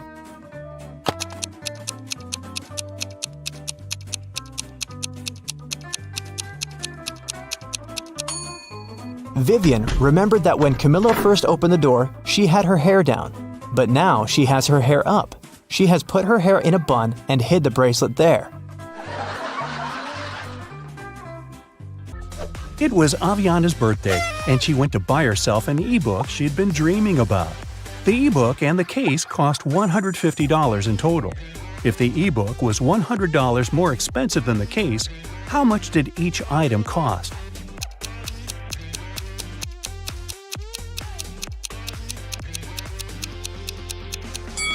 Alright, let's say the case cost X. Then, the ebook cost X plus 100. Together, they cost $150. So X, the case, plus X plus 100, the ebook, are equal to 150. Now, solve the equation. 2x's equal to 150 minus 100, or 50. So 1x is equal to 25. So the case cost $25 and the ebook cost $125. Well, that adds up. Now, to celebrate her birthday, Aviana wants to go to the movies. She has 2 friends whom she wants to take with her. A movie ticket costs $8. What is cheaper? Go to the movies with each friend separately or with the 2 of them together?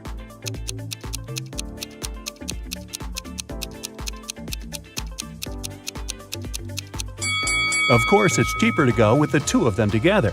If she goes there 2 times separately with each friend, she'll have to buy a ticket for herself twice. So she'll buy 4 tickets. But if they go together, she will only buy 3 tickets. Yes! 5 friends met for the first time in 5 years. Each one shook hands with each person in the group, but only once. How many handshakes were made?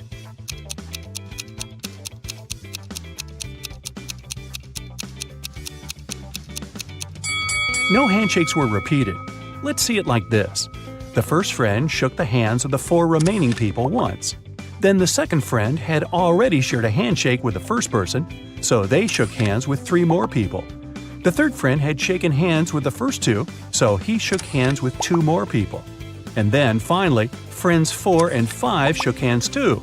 4 plus 3 plus 2 plus 1 is equal to 10. So there were 10 handshakes. Brinley has to sneak into her mom's computer to delete some emails she had accidentally sent her. Ooh. Mom has a poor memory, so she always has notes with her passcodes. Luckily, the note is right on the desk again. What's the passcode?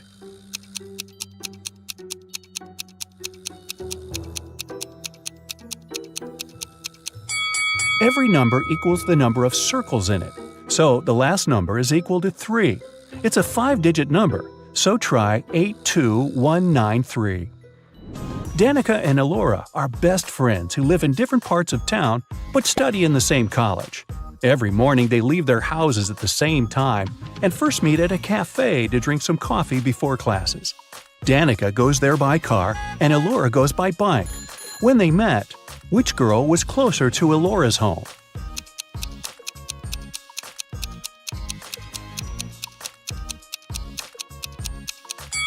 When they meet, they're in the same spot, so no one is closer than the other one. Mrs. Marshall owns a factory that produces office desks. 4 workers can build 4 desks in 4 hours. If she hires 4 more people, how many desks will 8 workers produce in 8 hours?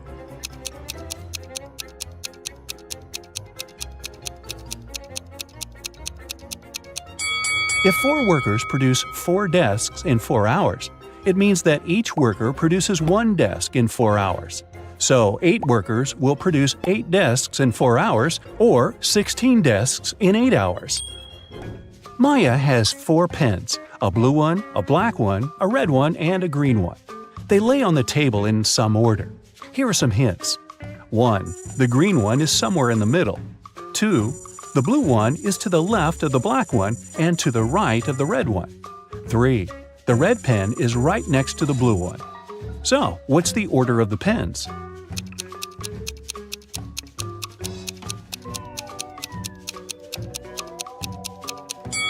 Green is somewhere in the middle. Since blue has some other colors on both sides of it, it means it's in the middle too. Let's decide which one is where. If the green pen is in position 2, then the blue one takes position 3. We know that the blue one is on the left of the black one, so black takes position 4 and red must be in position 1. But it doesn't fit because the last condition is that the red and blue ones are next to each other. So let's switch the green and blue. Now blue is right next to red, but is still to the left of black. So the right order is red, blue, green, black. Yvonne cuts one baguette into 4 pieces in 12 seconds. How much time will she need to cut the same baguette into 8 pieces?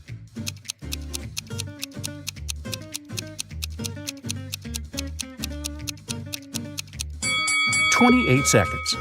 To cut a baguette into 4 pieces, she must make 3 cuts. If it takes her 12 seconds to make 3 cuts, it means that she makes 1 cut in 4 seconds. So, if she now wants to cut it into 8 pieces, she needs to make 7 cuts. So, 7 cuts, 4 seconds each, would take 28 seconds. Ellery came back home with her term grades. She got all A's but 3, all B's but 4, and all C's but 5. So, how many A's, B's, and C's did she get?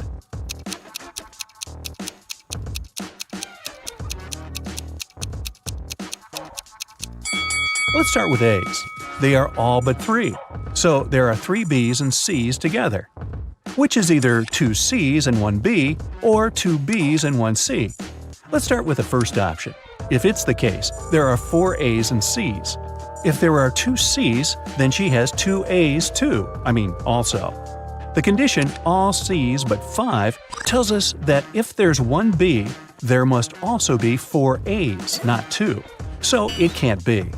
If there are 2 B's and 1 C, then from all B's but 4 and 1 C, there are 3 A's. From all C's but 5 and 2 B, there again must be 3 A's. So he has 3 A's, 2 B's, and 1 C. Nice work, Ellery! You are outside a room with 3 switches in the off position. One of the switches turns on the light bulb in the room.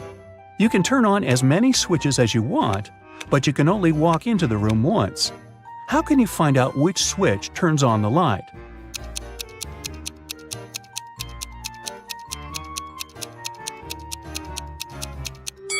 Turn 2 random switches on and wait a couple of minutes.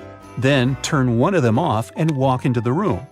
If the light is still on, then the controlling switch is the one you left in the on position. If there's no light, touch the light bulb. If it's hot, then the controlling switch is the one you just turned off. If the light bulb is cold, that switch is the one you didn't turn on. Every Sunday, Mrs. Adams gives her daughters pocket money. Half of the whole amount goes to the oldest daughter, Stella.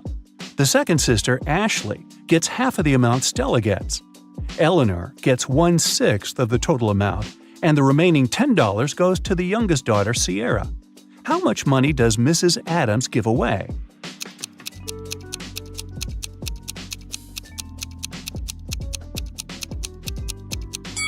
Seems like Stella gets 1/2 of the money, Ashley gets half of a half, which is 1/4 of the original sum, and Eleanor gets 1/6.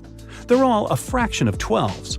So Ella gets 6 12s, Ashley gets 3 12s, and Eleanor gets 3 12s. Together, it's 11 12s, which means that Sierra gets 1/12, which is $10. So Stella gets $60, Ashley gets $30, Eleanor gets $20, and the whole sum is $120. Hey, if I were Sierra, I would complain. Annabeth is going by train to visit her best friend, Brooke. The train is 500 feet long, and it's moving at a speed of 500 feet a minute, and it's now traveling through a 500-foot-long tunnel. How long will it take for the train to go through the tunnel?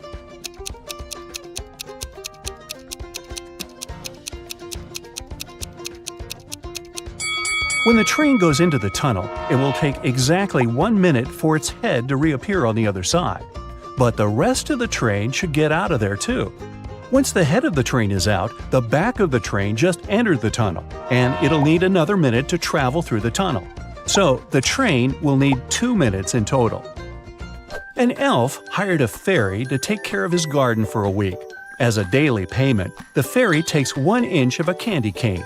The elf has a 7-inch candy cane in one piece, but the fairy wants to be paid every day because fairies don't trust elves. The elf has a knife that can only make 2 cuts. How can he manage?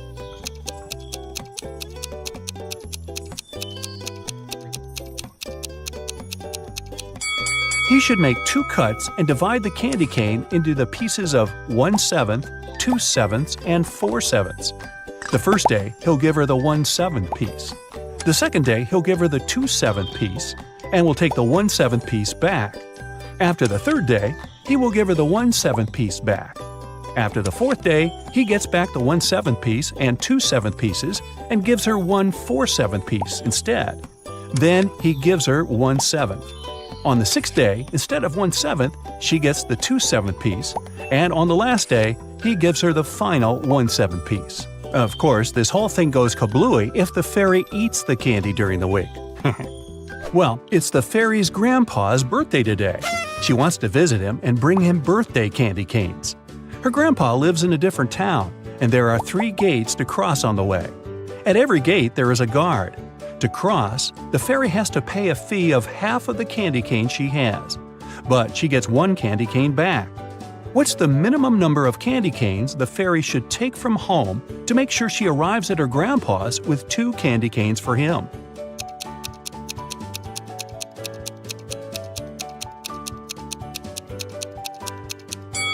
She should take just 2. At every gate, she'll have to give away half, which is 1, and she'll be getting that one back. Ooh, tasty! Tyson was thinking about buying a gym membership. There were only 3 gyms in the area where he lived. The first one was called Iron Muscles Gym, the second one was called Stronger You Gym, and the third one was called Fit for Life Gym. Now take a look inside all of them. Which one should he choose?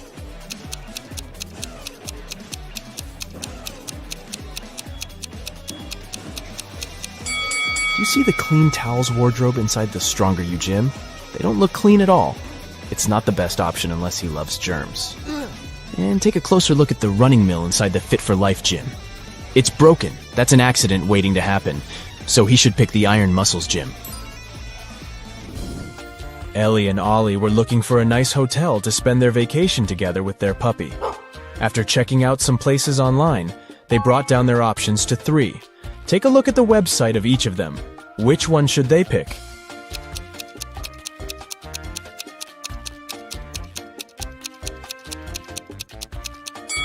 Do you notice the small stock photo sign on the photos of the first hotel's website? That can only mean they are scamming people. The second hotel seems like a good option since it's a 5-star one. But do you see the small sign on the website that says, "No pets allowed"? They can't go there with their puppy, so they should stay at the third hotel. James and Jonathan went camping in the woods. As they were searching for the perfect place to set their tents, they came across a river that only had 1 bridge to cross to the other side. However, as soon as they stepped on it, a troll appeared in front of them and said, "I'll only let you pass if you answer my riddle. Until I am measured, I am not known. Yet how you miss me when I have flown. What am I?"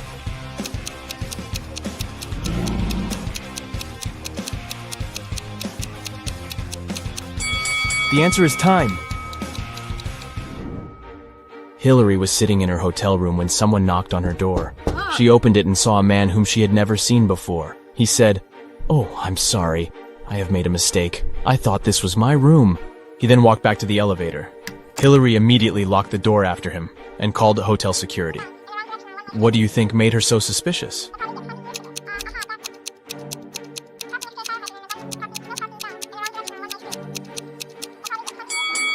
Nobody knocks on their own hotel door, but the man did that.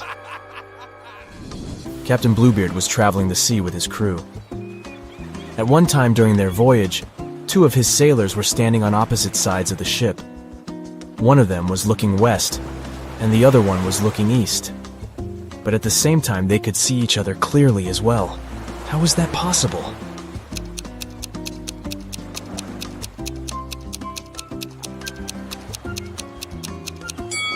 The sailors had their backs against either ends of the ship. Newton and Curie were 2 history professors from Planet Q. To complete their planet Earth research, they had to explore a place the Earthlings used to call a school. There, they found a piece of paper with a handwritten number on it, but couldn't come to an agreement about what the number was. Newton was saying it was 6, and Curie was saying it was 9. Who is correct?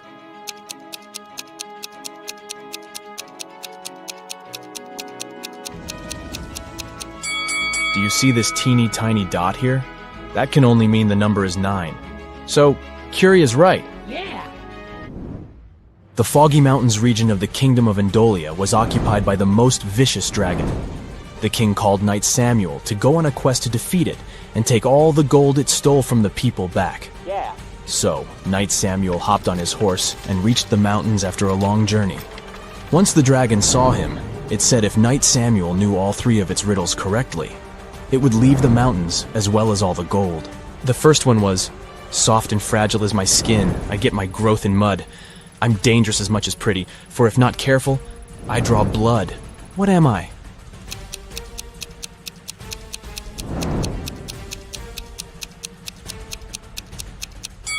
It's a thorn. You're a clever one, Knight Samuel, the dragon said. Here's my second riddle. I am a box that holds keys without locks, yet they can unlock your soul. What am I?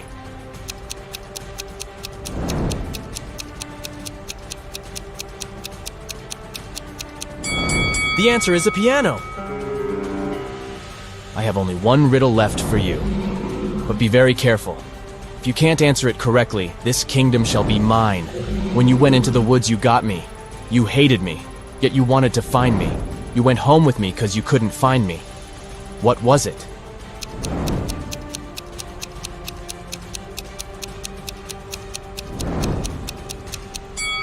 The answer is a splinter. Annie forgot her computer in her dorm room, but she urgently needed to use one to submit her school paper. Her mom had a laptop in the study room, but it was password protected. However, she was easily able to figure out the password. How did she do it?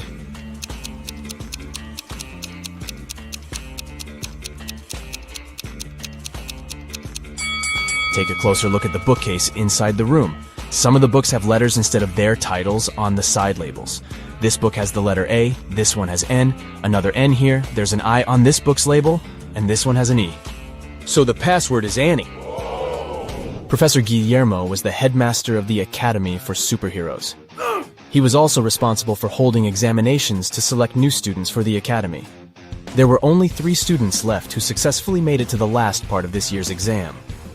To pass it, they all needed to show Professor Guillermo their special power. The first student's power was going invisible. The second student could make objects fly. And the third student could bend metal with her mind. However, Professor Guillermo realized that one of them was an imposter. Which one is it?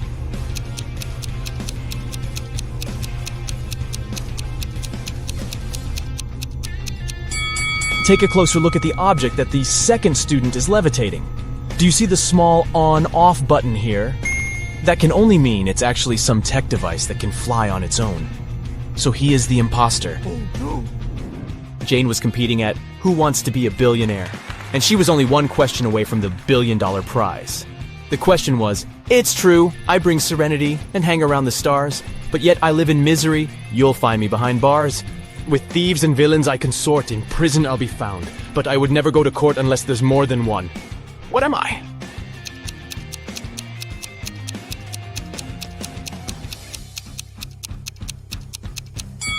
It's the letter S.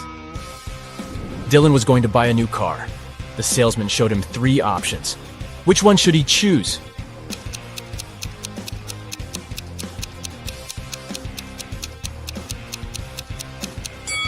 Take a look at the side door of the first car. The paint on here is chipped. It's not wise to get a car that's already damaged. The third car's left tire rim is cracked. This one is also a pass. So he should get the second car. Catherine has 4 daughters, and each of her daughters has a brother. How many children in total does Catherine have?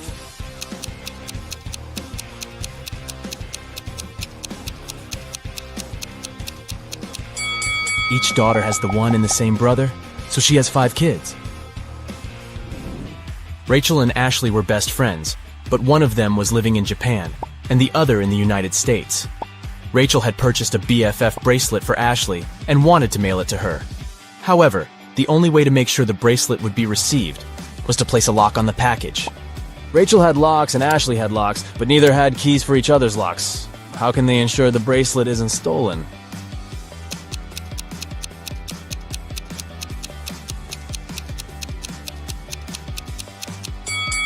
Rachel should place a lock on the package and send it to Ashley. Ashley then should place one of her locks on the package and send it back to Rachel. Rachel removes her lock and sends the package back to Ashley. Marla goes to the grocery store and buys 1 dozen eggs. As she's going home, all but 3 eggs break. How many eggs are left unbroken?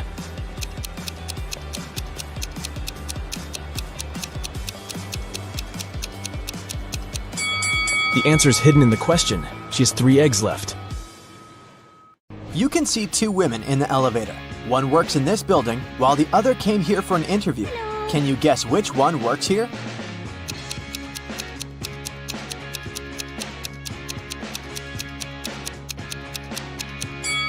The woman on the right has a name tag on her jacket, while the one on the left has none. Can you spot an odd pineapple here?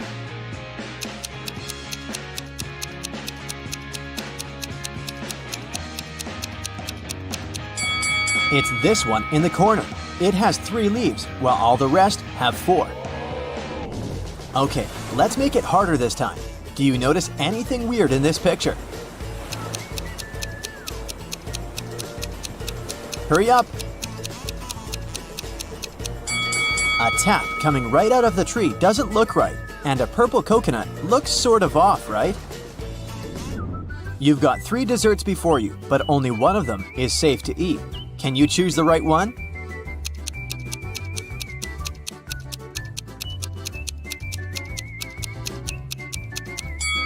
The strawberries with whipped cream may seem delicious, but those tiny flies scream that this dessert is off. Next, you've got a muffin, but there's a worm in the cherries on top of that muffin. So, ice cream is the safest option. Now let's see how sharp your eyes are. How many numbers can you see?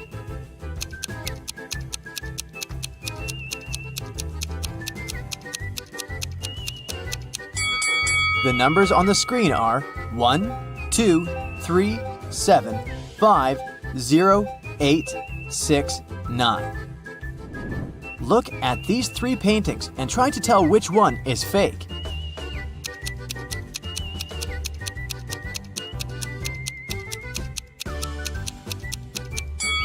The second one, it's labeled as having been painted in 1950, but there's a lion looking at a smartphone in it. How could there be smartphones back then? You're lost in the woods, cold, and so very hungry. Suddenly, you walk out to a clearing where you see 3 cozy-looking houses. Check your survivor's instinct. Which one do you think is safe to enter?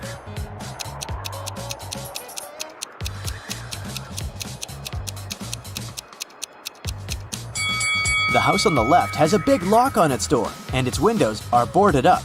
There's just no way you can get in. The second house looks safe at first glance, but look at the snow. Bare footprints are leading to its porch. It wouldn't be nice to become a dinner for a hungry bear now, so your safest bet would be the third house. Who's not very smart out of these 2 guys?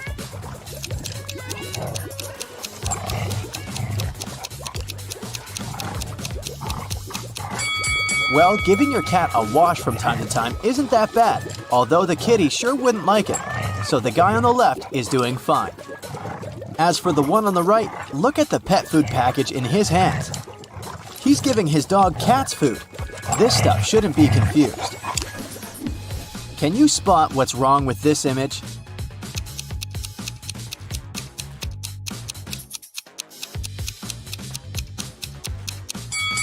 The woman sitting in the armchair has 2 different slippers on her feet. The painting on the wall seems to be from 2 different time periods at once. There's a Victorian-era man with a digital camera hanging from a strap on his neck. Which of these 3 pictures has something wrong in it?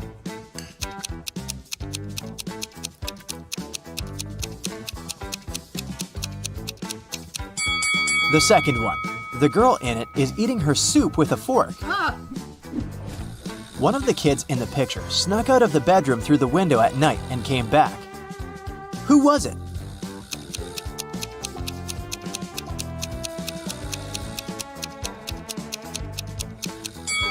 The one in the lower right corner still has their shoes on.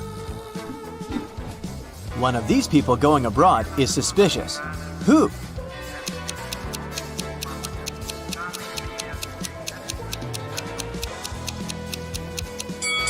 The woman on the right is going to Indonesia, but she's got a warm coat and a scarf packed in her suitcase. Are you willing to bet who's going to win in this rope pulling contest?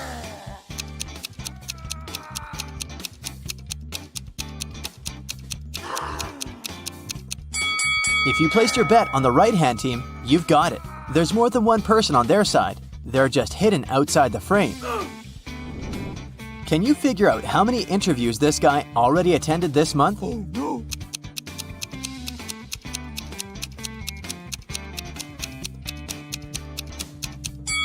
He's done 5 out of 6. There are 6 post-it notes on the calendar, but a little movable square indicates the current date is on the 26th. His next interview is on the 28th. This room has something wrong, but I can't see it. Can you?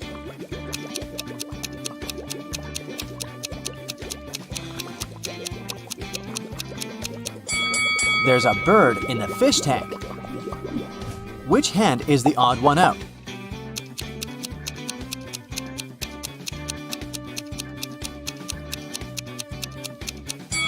It's the third one, the only right hand here.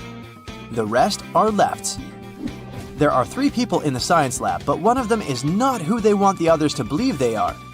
Who is it?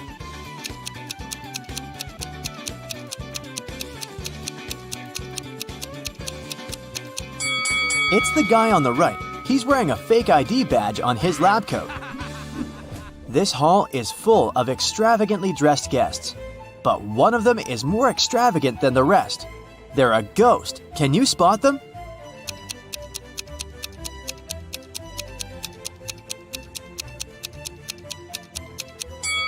Look at the woman on the left. Her feet are almost transparent. She must be the ghost. This one will require both your observation skills and logic.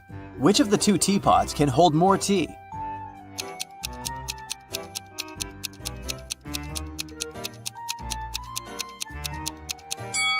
The one on the left is taller, but the one on the right is broader, so they can hold an equal amount of tea. Still, the taller one also has its nose at the same level as the broader one, which won't allow it to be filled to the brim, so the right teapot can hold more tea. Which one of these 3 people came to this cafe not alone?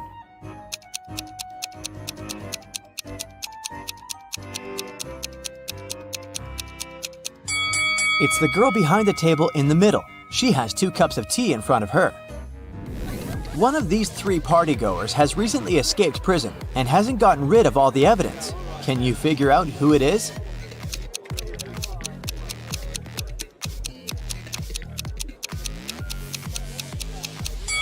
It's the guy on the right. He still has handcuffs hanging from one of his hands. An art exhibition owner has sold a painting to a private collector. He said it was a work of an unknown 18th century artist. But the next day, the disgruntled buyer returned the picture to the exhibition owner and demanded his money back. Can you tell why by looking at the picture?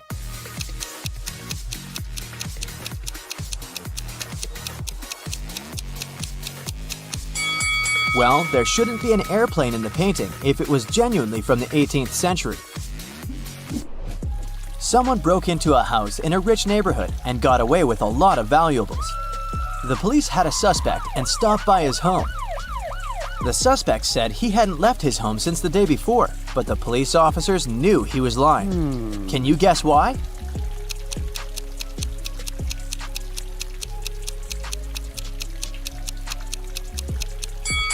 Look at the helmet on the bike's handlebar. It's upside down.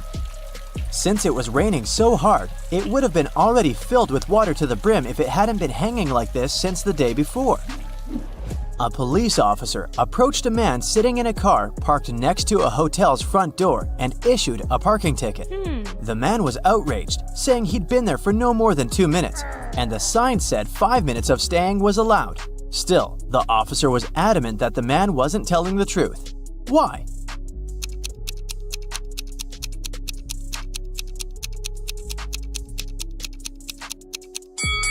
There had been a heavy snowfall and just too much snow on the man's car hood and roof. If he had arrived just 2 minutes before, the snow would have been blown away by the wind or melted. There are 3 passports before you, but only 2 of them are real. Which one is fake and why?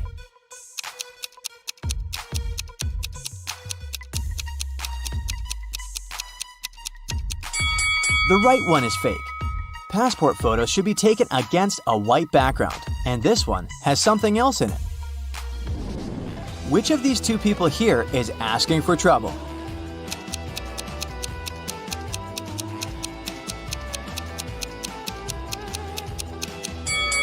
Surfing is not the safest of sports, but if this girl is a professional surfer, she's fine.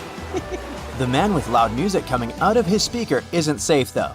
Loud sounds such as shouting or music can cause an avalanche in the mountains. Jason says he's just returned from a trip to Antarctica and he's showing his friends photographs taken there. They seem alright, but one of Jason's friends thinks he's lying. Why?